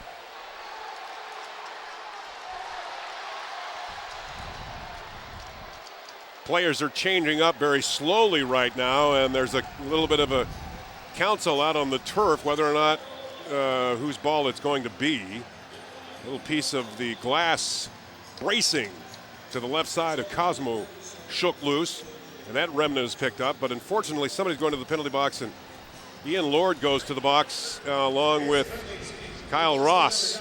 And that happened with a little infraction as the teams were struggling to change. Kyle Ross, and Ian Lord into the box. 2 minutes for roughing. I think that's going to hurt Buffalo a little bit more, just the coincidental, but Buffalo's got the lead. Ian Lord having a fantastic night on the defensive stand for the Buffalo Bandits. It's going to be a 5-on-5 situation, but that may hurt with Lordy in the box for 2. Buffalo by 2, 10-8. Here comes Boston working the ball. Shot saved by Kenny Montour, and it's Buffalo's ball. Montour getting it out. Now over to Clay Hill. And here come the Bandits with 3 minutes and 35 seconds left to play into regulation. Leading it by a score of 10-8. The winner next week plays New York. Micah Kersey with the ball. Back over to Stainhouse. Stainhouse approaching the Boston line for the left wing side. We'll hold up. We'll get a check by Kersey. Kersey trying to retrieve a pass by Stainhouse. Collects it into the corner. Here's the ball. Back behind the net with 4 seconds left. Shot straight on a diving shot by John Tavares. Then he's hit in the back by Jack Reed. Oh, and the refs aren't going to call that. Tavares is questioning on that. His bucket's off. They boot his bucket. And now sticks are getting up John with Tommy Durham. Montour. He's taking one of the Boston players. Yeah, but this is where you got to keep your cool. 3:16 left. Boston has they're 4 for 5 on the power play. Coincidental minors with Lordy already in the box. Play this game 5-on-5. Keep the defense, rotate the defense. They play fantastic. Kenny Montour. This is where you got to be disciplined. This is where it counts, Johnny. Game's on the line. 3:07 left to play. Sean Morris with the ball down to the Buffalo zone to the near side, passing it along over to Benning. Benning, top of the slot. Down in the corner it goes. Pass intended along the way over for Darryl Veltman. Couldn't make the pass.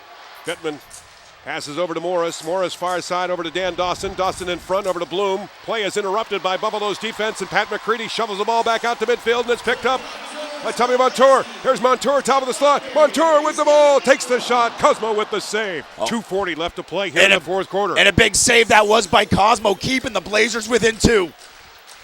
Bandits getting back on defense as fast as they can, but here come the Blazers working the ball closely. Save by Montour. They got a break. Joe Smith. They got a break where they see it. Oh, they didn't see it. I'm excited, Johnny. Oh! 2:20 left to play here into the fourth quarter. The winner plays New York next week. Bandits by 2, 10-8. Clay Hill with the ball, tipping it back over to Stainhouse. Buffalo's offense steps the back out of the turf as Micah Kersey is there. Stainhouse back behind the net over to Roger Vise. Vise hanging onto the ball. 8 seconds left on the shot clock. Vise works the ball from the far corner. Tries to thread the needle, but hangs onto that ball. 2 seconds left on the shot clock. Takes the shot. That's off the leg of John Harnett. And here come the Blazers. 1:55 remaining here in regulation. Bandits by 2, 10-8. Boston will not give up. Tipping the ball is Paul Dawson. Along the line, it goes back over to Benning. Benning over the line, he comes to the near side. Back to the top of the slot over to Veltman. Veltman's got a lane. Here's Veltman with a shot. That goes wide. Rebound along the boards. Picked up by Boston from the corner. Dan Dawson has got it. 1:30 left to play. Here in regulation, Dawson from the top of the slot. Tips it back over to Veltman with a shot. Saved by Kenny Montour. Rebound Buffalo. And they've got the ball. Phil Sanderson tips it along the way. Getting it back over to Chris White. White to Stainhouse. Stainhouse brings it back to midfield, and the fans are on their feet with 1:15 remaining in regulation. Buffalo leading it by a score of 10-8. And Stainhouse will hang on to the ball outside the Boston line despite the poking and hitting of one of the Boston defenders. 5 seconds left on the shot clock. Here's Stainhouse. Here's Stainhouse with a shot. Saved by Cosmo. 56 seconds left, and here come the Blazers. Cosmo runs over to the bench. Blazers on the attack with 50 seconds left. Buffalo by 2. Lead pass along the way as Veltman comes into the line. Far side pass over to Dan Dawson. Dawson hangs onto the ball. Tips it back over to the far corner. Tinghouse is there. He misplays it. Chris White smothers the ball along the boards. Hangs onto the ball. Clock ticks away as Tinghouse chops away at Chris White. And the play is whistled. And it'll be Buffalo's ball. A technical penalty, I believe, or will it be a timeout? Yeah, not too sure. Chris White, huge GB in the corner. And Tainhouse was just a hacking and a whacking and a hacking and a whacking. So I don't know if he's going to be going to the box or if there was a timeout call from the Buffalo bench. A timeout was called. I thought a penalty was coming up because Tinghouse was just taking extra liberty on Chris White. And the way they've been calling this play or this game all night long, some ludicrous calls. And now they let this go, and finally they call a timeout. In any event, Buffalo by 2 with 30 seconds left. Buffalo's going to start with the ball down low. It's going to be interesting to see their formation. Obviously, Montour's going to be in the net. I wouldn't be surprised if they keep Cosmo out, they double the ball, everybody else lock off. Boston has no choice. They got to get the ball back. They're down by 2, 30.5 seconds left. No need for Cosmo in the net. They need the ball now. Buffalo's got some options. They can dump and chase. Wow, dump and chase, kind of like hockey. Dump and chase. Dump and chase. Get it in, dump and chase. Try to waste those 10, 15, 20 seconds. They do not want to lose the ball in their own end, Johnny. Here we go with the ball down in the Buffalo zone. Pressure on by Boston. Trying to sneak behind the net, and it's carried out along the way by Billy D. Smith. Smith is just hammered onto the turf, and Boston comes up with the ball. Here's Boston. In over the line they go, but play is stopped now with 21.7 seconds remaining. And I believe Boston will call the timeout. Yes. Boy, Billy D. Smith paid the price on that one. Yeah, he certainly did. Now, you know what? The refs put the whistles away. I mean, he got slashed, hacked, held, over the top, triple teamed, ball's on the ground. Boston gets that GB. They did what they needed to go do, 21.7. You know, I would have liked to see, hey, you know what? All of a sudden that pressure's there. Just dump and chase, get it down. Kill that 10, 15 more seconds, even if you don't get the ball back. But nonetheless, 6-on-5 opportunity for Boston. They got to get something quick. 21.7 seconds remaining. Buffalo by 2, 10-8. The winner plays next week against the New York Titans, who defeated the Rochester Nighthawks in overtime last night at MSG. Here come the Blazers, and over the line is Darryl Veltman. Veltman falls side over to Dan Dawson. Take and go shot over the Morris. Saved by Kenny Montour. 15 seconds left. Open net as the bouncing ball just bounces in to the right side of an open net. McCready is there to retrieve it. Top of the slot, it goes to Montour. He scores! And that's all she wrote. Great GB.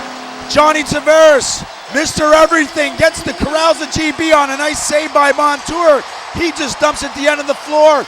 He knows that's going to kill the clock, but the athleticism of Patty McCready gets the GB, finds Kenny Montour just all alone. He's going to get the one on the doorstep, the empty netter. That's going to be nice for the stats, but Buffalo's moving on to the next round of the playoffs. What an effort tonight by the Buffalo Bandits, particularly, Randy, in the second half. And they come on strong, and it's a final tonight. Buffalo advances. They'll meet the New York Titans next week. Listen to this crowd.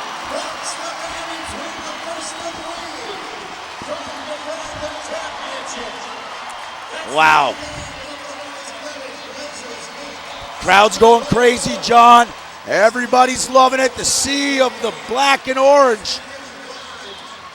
Everyone standing. Step one has been taken. Bandits 11, Blazers 8. Next up, New York. Post-game show right after this on KB 1520.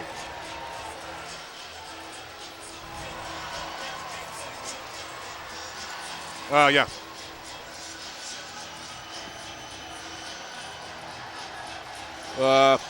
Yeah, let's do. What do you got highlight-wise? Just a couple. Let's do two.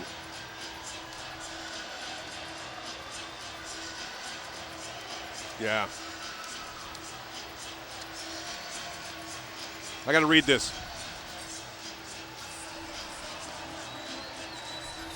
Is it updated? Doesn't have the last goal on. Oh, it doesn't? Okay.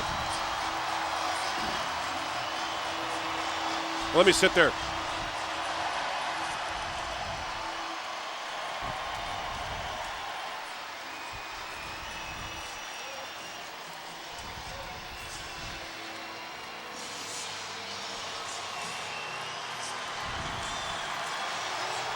So it will be in New York next week? For all intents and purposes? I'm thinking so. Unless we're directed otherwise by the. Oh, I heard it's New York. Yeah.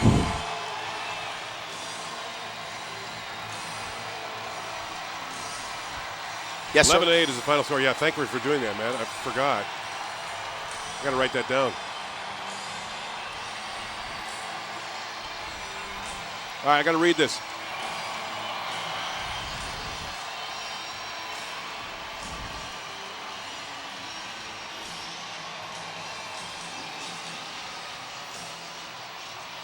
Okay.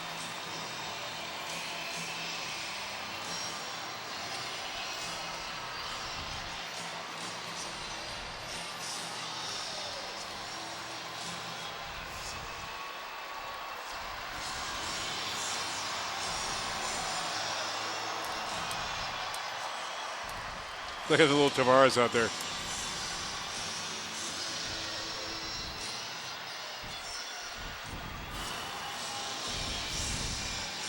Week from tonight in New York.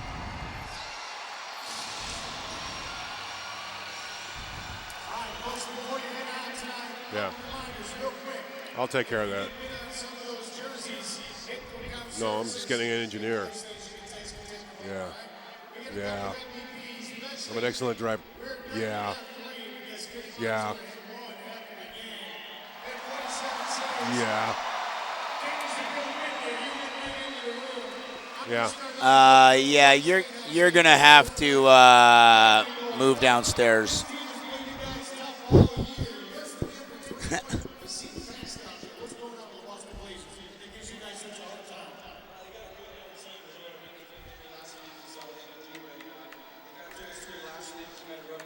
Bandits move on to the Eastern Division Finals a week from tonight against the New York Titans at Madison Square Garden, and a four-goal fourth quarter paved the way for the Buffalo Bandits to defeat the Boston Blazers 11-8 here at HSBC Arena. Mark Stainhouse being interviewed on the turf as we speak by public address announcer Chris Swenson for his outstanding performance tonight, for his 4 goals.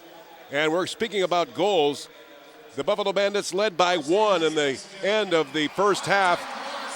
And then the Bandits came on strong in the third quarter of play. John Tavares giving the Bandits an 8-7 lead at 126, that of the fourth quarter. Let me return back over to the end of the first half where Buffalo led it 7-6. Boston tied it up in the third quarter at 13:53.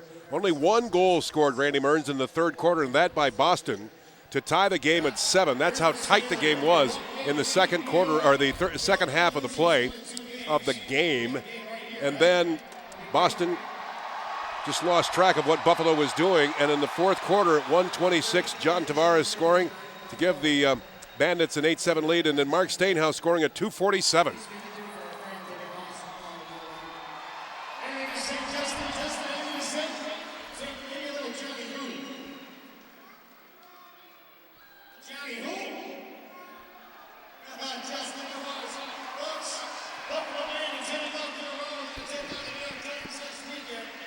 That at 2:47 of the fourth quarter to give the Bandits a 9-7 lead, and then the insurance one, a nice one to remember as Pat McCready did his job to the extreme by retrieving the ball back behind the net, and Tommy Montour is there for the empty netter at 14:54.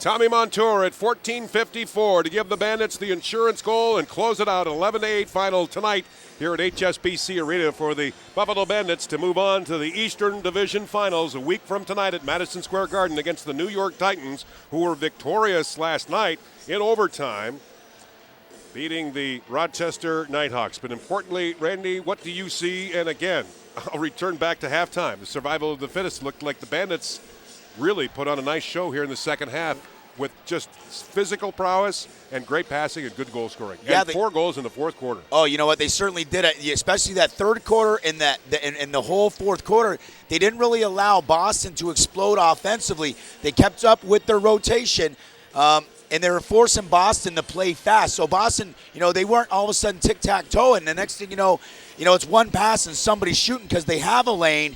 And Kenny Montour standing out way high, making some real nice stops. Now, you know what?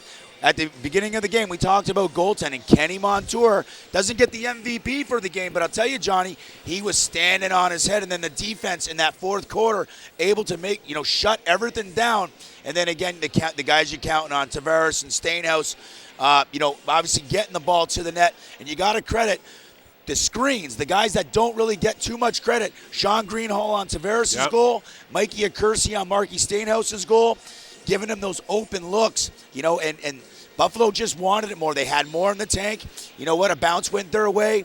It's just unexplainable. Everybody's pumped. Now